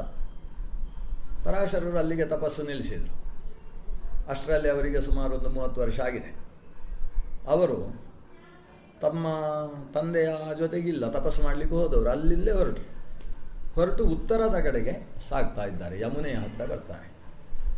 ಯಮುನೆಯ ಹತ್ರ ಬಂದು ಯಮುನೆಯನ್ನು ದಾಟಿ ಮತ್ತೆ ಉತ್ತರಕ್ಕೆ ಹೋಗಬೇಕು ಅಂತ ಉದ್ದೇಶ. ಯಮುನಾ ನದಿಗೆ ಬಂದಾಗ ಯಮುನಾ ನದಿಯಲ್ಲಿ ದೋಣಿ ಇದೆ. ದೋಣಿಯಲ್ಲಿ ಆ ಕಡೆ ಹೋಗಬೇಕಲ್ವಾ, ಕೂಗ್ತಾರೆ, ಅಂತ ಕೂಗಬೇಕು. ಅದೆಲ್ಲ ಹಾಗೆ ಆ ಕಡೆ ಇರ್ತಾರೆ, ಅವ್ರು ತಗೊಂಡು ಬರ್ತಾರೆ. ಇಲ್ಲ ಇಲ್ಲೆಲ್ಲೋ ಮನೆಯಲ್ಲಿ ಇರ್ತಾರೆ. ಇಲ್ಲಿ ಯಾರೋ ಬಂದಿದ್ದಾರೆ ಅಂತ ಅವರಿಗೆ ಕೂಗುಳು ಹಾಕಿದರೆ ಒಂದು ಅಂದಾಜು ಆಗ್ತದೆ, ಬರ್ತಾರೆ. ಈಗೆಲ್ಲ ಕೂಗುಳು ಹಾಕಿದರೆ ಪಕ್ಕದ ರಸ್ತೆಗೂ ಕೇಳೋದಿಲ್ಲ. ಆದರೆ ಪರಿಶುದ್ಧವಾದ ವಾತಾವರಣದಲ್ಲಿ ಹಳ್ಳಿಯಲ್ಲೆಲ್ಲ ಒಂದು ಅಂತ ಹೇಳಿದರೆ ಊರಿಗೆಲ್ಲ ಕೇಳಿಸುತ್ತೆ. ಹಾಗೆ ಇವರು ಒಂದು ಶಬ್ದ ಮಾಡಬೇಕು. ಶಬ್ದ ಮಾಡಿದರು. ಅಷ್ಟೊತ್ತಿಗೆ ಒಬ್ಬಳು ಯುವತಿ ಹೆಣ್ಣು ಮಗಳು ಬರ್ತಾಳೆ, ಕೈಯಲ್ಲಿ ಹುಟ್ಟಿ ಹಿಡ್ಕೊಂಡು ಬರ್ತಾಳೆ. ಬಂದವಳು ಬನ್ನಿ ಸ್ವಾಮಿ ಅಂತ ನಮಸ್ಕಾರ ಮಾಡಿ ಕೂಡಿಸ್ತಾಳೆ. ಕೂಡಿಸಿ ಸೀದಾ ಹುಟ್ಟು ಹಾಕುವುದಕ್ಕೆ ಶುರು ಮಾಡಿದ್ಲು. ಏನು ಮಾತಾಡೋದಿಲ್ಲ, ಯಾಕಂದರೆ ಬರುವುದೆಲ್ಲ ಆ ಕಡೆ ದಾಟುವುದಕ್ಕೋಸ್ಕರ, ಅದು ಬಿಟ್ಟು ಬೇರೆ ಕಾರ್ಯಕ್ಕೆ ಯಾರು ಬರುವುದಿಲ್ಲ. ದಾಟಿಸಿ ಯಮುನೆಯ ಮಧ್ಯಕ್ಕೆ ಹೋಗ್ತಾ ಇದ್ದ ಹಾಗೆ ಇವರು ಆಕೆಯನ್ನು ನೋಡ್ತಾರೆ. ನೋಡಿ ಸತ್ಯವತಿ ಅಂತ ಕರೀತಾರೆ. ಯಾವಾಗ ಇವರು ಸತ್ಯವತಿ ಅಂತ ಕರೀತಾರೆ ಅವಳಿಗೆ ಆಶ್ಚರ್ಯ ಆಗ್ತದೆ, ಮೈ ಚುಮ್ಮಂತದೆ. ಯಾಕಂದರೆ ಅವಳನ್ನು ಇಲ್ಲಿಯ ತನಕ ಯಾರು ಸತ್ಯವತಿ ಅಂತ ಕರೀಲಿಲ್ಲ. ಆಕೆಯನ್ನು ಅವರ ಮನೆಯಲ್ಲಿ ಕರೀತಾ ಇದ್ದದ್ದು ಕಾಳಿ ಅಂತ ಕರೀತಾ ಇತ್ತು. ನಮ್ಮಲ್ಲೆಲ್ಲ ಕಪ್ಪಿದ್ದವರನ್ನು ಕಾಳಿ ಅಂತ ಕರೆಯೋದು, ಬೆಳ್ಳಗಿದ್ರೆ ಬೊಳ್ಳಿ ಅಂತ ಕರೆಯೋದು. ಈ ಕಾಳಿ ಬೊಳ್ಳಿ ಇಬ್ಬರು. ಈಗ ಇವಳು ಹುಟ್ಟಿನಿಂದಲೇ ಕಪ್ಪು ಶರೀರದ ಸುಂದರಿ, ಕೃಷ್ಣಾನಿಸಿದ ಸುಂದರಿ. ಆದ್ದರಿಂದ ಆಕೆಯನ್ನು ಮನೆಯಲ್ಲಿ ಕಾಳಿ ಅಂತ ಕರೀತಾ ಇತ್ತು. ಹಳ್ಳಿಯಲ್ಲಿ ಉಳಿದವರೆಲ್ಲ ಮತ್ಸ್ಯಗಂಧಿ ಅಂತ ಕರೀತಾ ಇದ್ದರು. ಯಾಕೆ ಅಂತ ಹೇಳಿದರೆ ಅವಳು ಒಂದು ಮೀನಿನ ಹೊಟ್ಟೆಯಲ್ಲಿ ಬಂದವಳು. ಮೀನಿನ ಹೊಟ್ಟೆಯಲ್ಲಿ ಬಂದ ಕಾರಣದಿಂದ ಆಕೆಯ ಶರೀರದಲ್ಲಿ ಒಂದು ಮೀನಿನ ಗಂಧ ಇದೆ. ಮತ್ಸ್ಯಗಂಧ ಶರೀರದಲ್ಲಿರುವುದರಿಂದ ಅವಳನ್ನು ಮತ್ಸ್ಯಗಂಧಿ ಅಂತ ವ್ಯವಹಾರ ಮಾಡ್ತಾ ಇದ್ರು.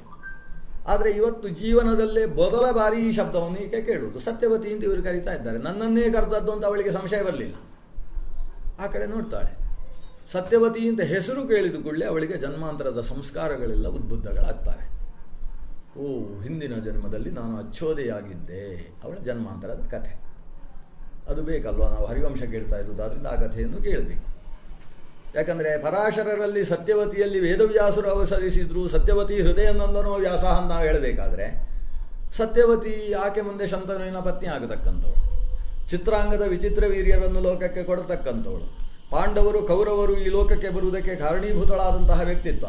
ಅಂಥವಳಲ್ಲಿ ವೇದವ್ಯಾಸರು ಪರಾಶರರ ಮೂಲಕ ಆವಿರ್ಭವಿಸಿದ್ರು ಅಂದರೆ ಇದೇನು ಅಂತ ಒಂದು ಸ್ಪಷ್ಟ ಆಗಬೇಕಲ್ವ.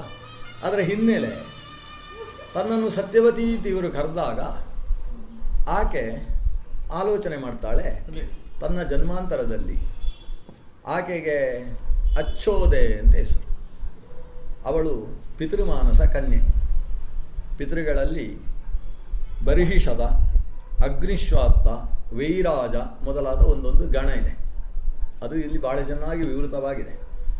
ಅದರಲ್ಲಿ ಅಗ್ನಿಶ್ವಾತ್ತ, ವೈರಾಜ, ಬರ್ಹಿಷದ ಮೊದಲಾದಂತಹ ಅಮೂರ್ತ ಪಿತೃಗಳಲ್ಲಿ ಪಿತೃಗಣದಲ್ಲಿ ಮಗಳಾಗಿ ಆವಿರ್ಭವಿಸಿದವಳು ಇವಳು ಅಚ್ಚೋದೆ. ಈ ಪಿತೃಗಳ ಮಕ್ಕಳು ಅಂತ, ಪಿತೃಗಳು ಅಂದರೆ ನಾವು ನಮ್ಮ ಅಪ್ಪ ಅಂತ ಅರ್ಥ ತಿಳ್ಕೊಳ್ತೇವೆ, ಅದು ಒಂದು ಅರ್ಥ ಹೌದು. ಆದರೆ ಇಲ್ಲಿ ಬರ್ತಕ್ಕಂತಹ ಪಿತೃಗಣ ಅಂತ ಹೇಳಿದರೆ ಅದು ಚಿರಪಿತೃಗಳು ಅಂತ ಅವರನ್ನು ಕರೀತಾರೆ. ಅವರು ದೇವತೆಗಳು, ದೇವತೆಗಳ ಮಕ್ಕಳಾಗಿ ಕೊನೆಗೆ ದೇವತೆಗಳಿಗೂ ತಂದೆಯರಾದ ಕಥೆ ಎಲ್ಲ ಇದೆ. ಬೇಡ, ಅವರು ದೇವತೆಗಳು ಅಂತ ಅಷ್ಟು ತಿಳ್ಕೊಳ್ಳೋ, ಪಿತೃದೇವತೆಗಳು. ಆ ಪಿತೃದೇವತೆಗಳ ಇಚ್ಛಾ ಮಾತ್ರದಿಂದ ಹುಟ್ಟಿದವರು ಇವರು. ಇವಳು ಹುಟ್ಟಿದವಳು. ಆದ್ದರಿಂದ ಈಕೆಗೆ ಅಚ್ಚೋದೆಗೆ ಪಿತೃಮಾನಸ ಕನ್ಯೆ ಅಂತ ಇಲ್ಲಿ ಉಲ್ಲೇಖ ಮಾಡ್ತೇವೆ. ಪಿತೃದೇವತೆಗಳ ಮಾನಸ ಕನ್ಯೆ. ಅಗ್ನಿಶ್ವಾತ್ತ, ಇದು ಬರ್ಹಿಷದ ಪಿತೃಗಳ ಮಾನಸ ಕನ್ಯೆ. ಅಗ್ನಿಶ್ವಾತ್ತ ಪಿತೃಗಳಿಗೆ ಅವಳು ಮೇನೆ ಅಂತ ಮಗಳು ಹುಡ್ತಾಳೆ.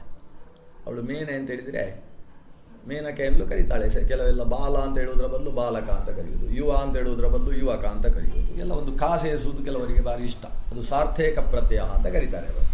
ಹಾಗೆ ಇಲ್ಲಿ ಮೇನ ಅಂದರು ಮೇನಕ ಅಂದರು ಅರ್ಥ ಒಂದೇ, ಮೇನೆ ಅಂತ.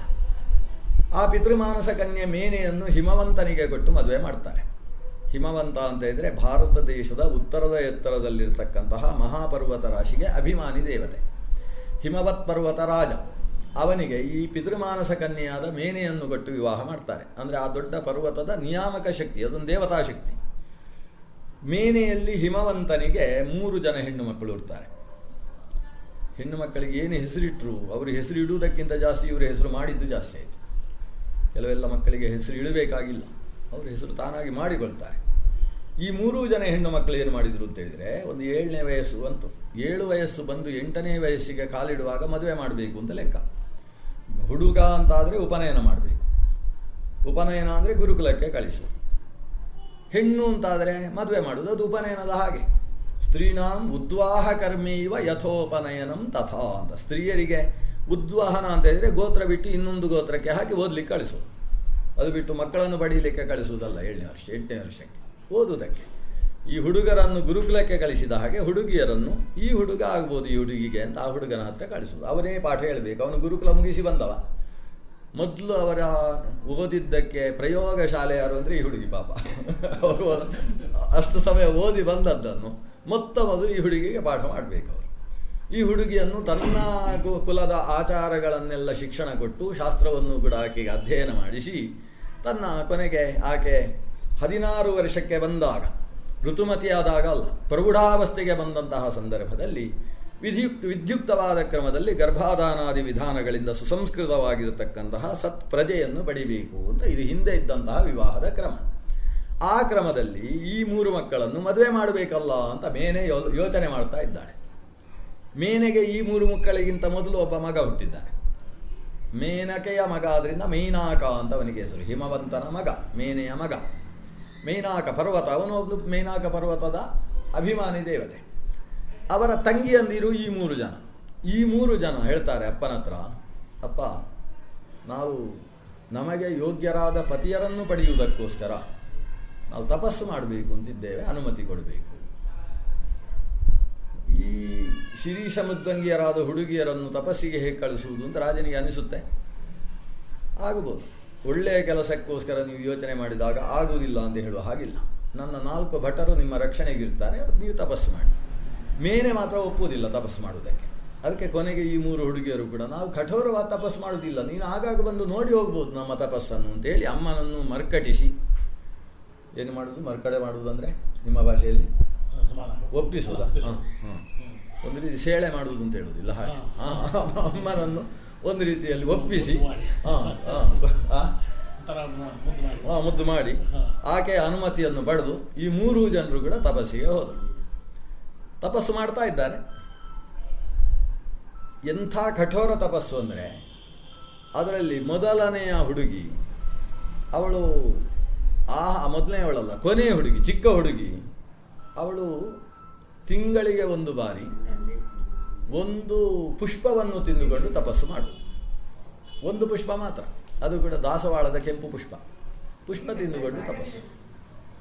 ಪಾಟಲ ಅಂತ ಕರೀತಾರೆ ಸಂಸ್ಕೃತದಲ್ಲಿ.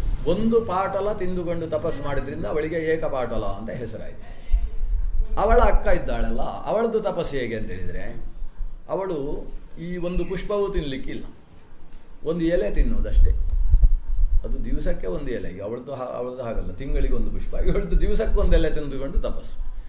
ಎಲೆಯನ್ನು ತಿಂದು ತಪಸ್ಸು ಮಾಡಿದ್ರಿಂದ ಅವಳಿಗೆ ಏಕಪರ್ಣ ಅಂತ ಹೆಸರು. ಪರ್ಣ ಅಂದರೆ ಎಲೆ, ಒಂದೇ ಎಲೆ ತಿಂದುಕೊಂಡು ತಪಸ್ಸು. ಇವಳ ಅಕ್ಕ ಇದ್ದಾಳಲ್ವ, ಮುಂದಕ್ಕೆ ಗೌರಿ ಆಗತಕ್ಕಂಥ ಹಿಮವತಿ, ಆಕೆಯ ತಪಸ್ಸು ಎಷ್ಟು ಕಠೋರ ಅಂದರೆ, ಆರಂಭದಲ್ಲಿ ಎಲೆ ತಿಂತಾ ಇದ್ಲು, ಆಮೇಲೆ ಎಲೆಯನ್ನು ಬಿಟ್ಲು. ಅದಕ್ಕೋಸ್ಕರ ಅವಳಿಗೆ ಅಪರ್ಣ ಅಂತ ಹೆಸರು. ನವಿದ್ಯಂತೆ ಪರ್ಣಾನ್ಯಪ್ಯಾಹಾರತ್ವೇನ ಯಸ್ಯಾಹ, ಆಹಾರವಾಗಿ ಪರ್ಣವನ್ನೂ ತೆಗೆದುಕೊಳ್ತಾ ಇಲ್ಲ ಅನ್ನೋ ಕಾರಣದಿಂದ ಅವಳಿಗೆ ಅಪರ್ಣ ಅಂತ ಹೆಸರಾಯಿತು. ಈ ಅಪರ್ಣೆ ತಪಸ್ಸು ಮಾಡ್ತಾ ಇರುವಾಗ ಅವಳ ತಾಯಿ ಬರ್ತಾಳೆ ಮೇಲೆ, ಬುತ್ತಿ ಹಿಡ್ಕೊಂಡು ಬರ್ತಾಳೆ. ಚಪಾತಿಗೆ ಕೂರ್ಮ ಎಲ್ಲ ವ್ಯವಸ್ಥೆ ಮಾಡಿಕೊಂಡು ಬರ್ತಾಳೆ. ಅದೆಲ್ಲ ಹಿಡ್ಕೊಂಡು ಬಂದು ನೋಡ್ತಾಳೆ, ಇವಳು ಕಠೋರವಾದ ತಪಸ್ಸು, ಕಣ್ಣೂ ತೆರೆಯುವುದಿಲ್ಲ, ತಂದದ್ದೇನು ಫಲ ಅನ್ನೋದನ್ನು ನೋಡ್ತಾ ಇಲ್ಲ. ಈ ಕಠೋರ ತಪಸ್ಸು ನೋಡಿ ಅಮ್ಮನಿಗೆ ಎದೆ ಮುರಿದ ಹಾಗೆ ಆಗಿ ಆ ಮಗುವನ್ನು ಹೀಗೆ ಅಲುಗಾಡಿಸಿ ಮಗಳೇ ಬೇಡ ಅಂತ ಹೇಳ್ತಾಳಂತೆ. ಇದು ಹರಿವಂಶದಲ್ಲಿ ಬರುವುದು, ನಾವು ಕುಮಾರ ಸಂಭವದಲ್ಲಿ ಓದ್ತೇವಲ್ಲ, ಬರುವುದಿಲ್ಲ. ಕುಮಾರ ಸಂಭವದಲ್ಲಿ ಎಲ್ಲ ಕದ್ದದ್ದೇ ಇರು, ಇಲ್ಲಿಂದ ತೆಗೆದದ್ದೇ. ಇದು ಮಗಳೇ ಬೇಡ ಅಂತ ಹೇಳ್ತಾಳೆ ಈ ತಾಯಿ. ಈ ಕನ್ನಡದಲ್ಲಿ ಹೇಳಬೇಕಾದ್ರೆ ಮಗಳೇ ಬೇಡ ಅಂತ ಇಷ್ಟಾಕ್ಷರ, ಒಂದು ಪಂಚಾಕ್ಷರ ಆದರೂ ಪ್ರಯೋಗ ಮಾಡಬೇಕು. ಸಂಸ್ಕೃತದಲ್ಲಿ ಅಷ್ಟು ಕಷ್ಟವೇ ಇಲ್ಲ. ಊ ಮಾ ಅಂತ ಹೇಳಿದರೆ ಮುಗೀತು. ಸಂಸ್ಕೃತದಲ್ಲಿ ಊ ಅಂದರೆ ಮಗಳೇ, ಮಾ ಅಂದರೆ ಬೇಡ ಅಂತ. ಇವಳು ಊ ಮಾ ಅಂತ ತಾಯಿ ಹೇಳಿದ್ಲಲ್ವಾ, ಅದಕ್ಕೆ ಅವಳಿಗೆ ಉಮಾ ಅಂತ ಹೆಸರಾಗಬೇಕು. ಮಗಳೇ ಬೇಡ ಅಂತ ಹೇಳಿದ್ಲು ಅಂದರೆ ಇಷ್ಟು ಕಠೋರವಾದ ತಪಸ್ಸು ಅನ್ನೋದನ್ನು ಜ್ಞಾಪಿಸುವುದಕ್ಕೋಸ್ಕರ ಅವಳಿಗೆ ಮತ್ತೊಂದು, ಮೊದಲು ಅಪರ್ಣ ಅಂತ ಹೆಸರಾಯಿತು, ಆಮೇಲೆ ಉಮಾ ಅಂತ ಹೆಸರಾಯಿತು. ಗಿರಿಯ ಮಗಳಾದ್ರಿಂದ ಗಿರಿಜಾ ಅಂತ ಮೊದಲೇ ಇದೆ, ಪರ್ವತದ ಮಗಳಾದ್ರಿಂದ ಪಾರ್ವತಿ ಅಂತ ಹೆಸರು ಮೊದಲೇ ಇದೆ, ಹಿಮವಂತನ ಮಗಳಾದ್ರಿಂದ ಹೇಮವತಿ ಅಂತ ಅವಳನ್ನು ಕರೀತಾಳೆ. ಎಲ್ಲ ಹೆಸರುಗಳು ಬಹಳಷ್ಟಾಗಿ ಹೋದವು ಅವಳಿಗೆ. ನೋಡಲಿಕ್ಕೆ ಪರಮ ಸುಂದರಿಯಾದ್ರಿಂದ ಗೌರಿ ಅಂತ ಆಕೆಯನ್ನು ಕರೀತಾರೆ.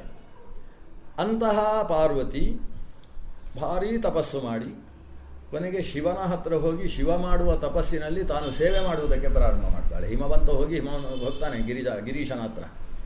ಗಿರೀಶ ಹೇಳ್ತಾನೆ, ನನ್ನ ತಪಸ್ಸಿಗೆ ಇಂಥ ಹುಡುಗಿಯರೆಲ್ಲ ಸೇರಿದರೆ ಆಗುವುದಿಲ್ಲ ಅಂತ ಹೇಳ್ತಾನೆ. ನಮಗೆ ಕಂಟ್ರೋಲ್ ಮಾಡಿಕೊಳ್ಳುವುದಕ್ಕೆ ಕಷ್ಟ ಆಗ್ತದೆ. ಆದರೆ ಹಿಮವಂತ ಹೇಳ್ತಾನೆ, ನಿನ್ನ ಪರಮ ಭಕ್ತೆ ಯಾಕೆ, ಯಾವುದೇ ರೀತಿಯ ವಿಕಾರಕ್ಕೆ ಕಾರಣ ಆಗುವುದಿಲ್ಲ, ನೀನು ಸ್ಥಾಣು ಇದ್ದಿ, ಸ್ಥಾಣುವಾದ ನಿನಗೆ ಯಾವ ಇಂದ್ರಿಯದ ಸಮಸ್ಯೆ ಇದೆ? ಹೌದಲ್ವಾ ಅನಿಸುತ್ತೆ ಶಿವನಿಗೆ. ವಿಕಾರ ಹೇತೌ ಸತಿ ವಿಕ್ರಿಯಂತೆ ಯೇಷಾಂನ ಚೇತಾಂಸಿ ತಯೇವ ಧೀರಾಹ ಅಂತ. ನಮ್ಮ ಮನಸ್ಸಿನ ವಿಕಾರಕ್ಕೆ ಹೇತುವಾದದ್ದು ಮುಂದೆ ಇರುವಾಗಲೂ ಕೂಡ ನಾವು ಸ್ಥಗನ ಮಾಡಿಕೊಂಡು ಅದರಲ್ಲಿ ಯಾವಾಗ ವಿಕಾರಕ್ಕೆ ಒಳಗಾಗುವುದಿಲ್ಲೋ ಅದೇ ನಿಜವಾದ ತಪಸ್ಸು ಅಂತ ತೀರ್ಮಾನ ಮಾಡಿ ಶಿವ ಈ ಪರಮ ಸುಂದರಿಯಾದ ಗೌರಿ 16 ವರ್ಷದ ಹುಡುಗಿ, ಆಕೆಯನ್ನು ತನ್ನ ಸೇವೆಗೆ ಒಪ್ಪಿಕೊಳ್ತಾನೆ.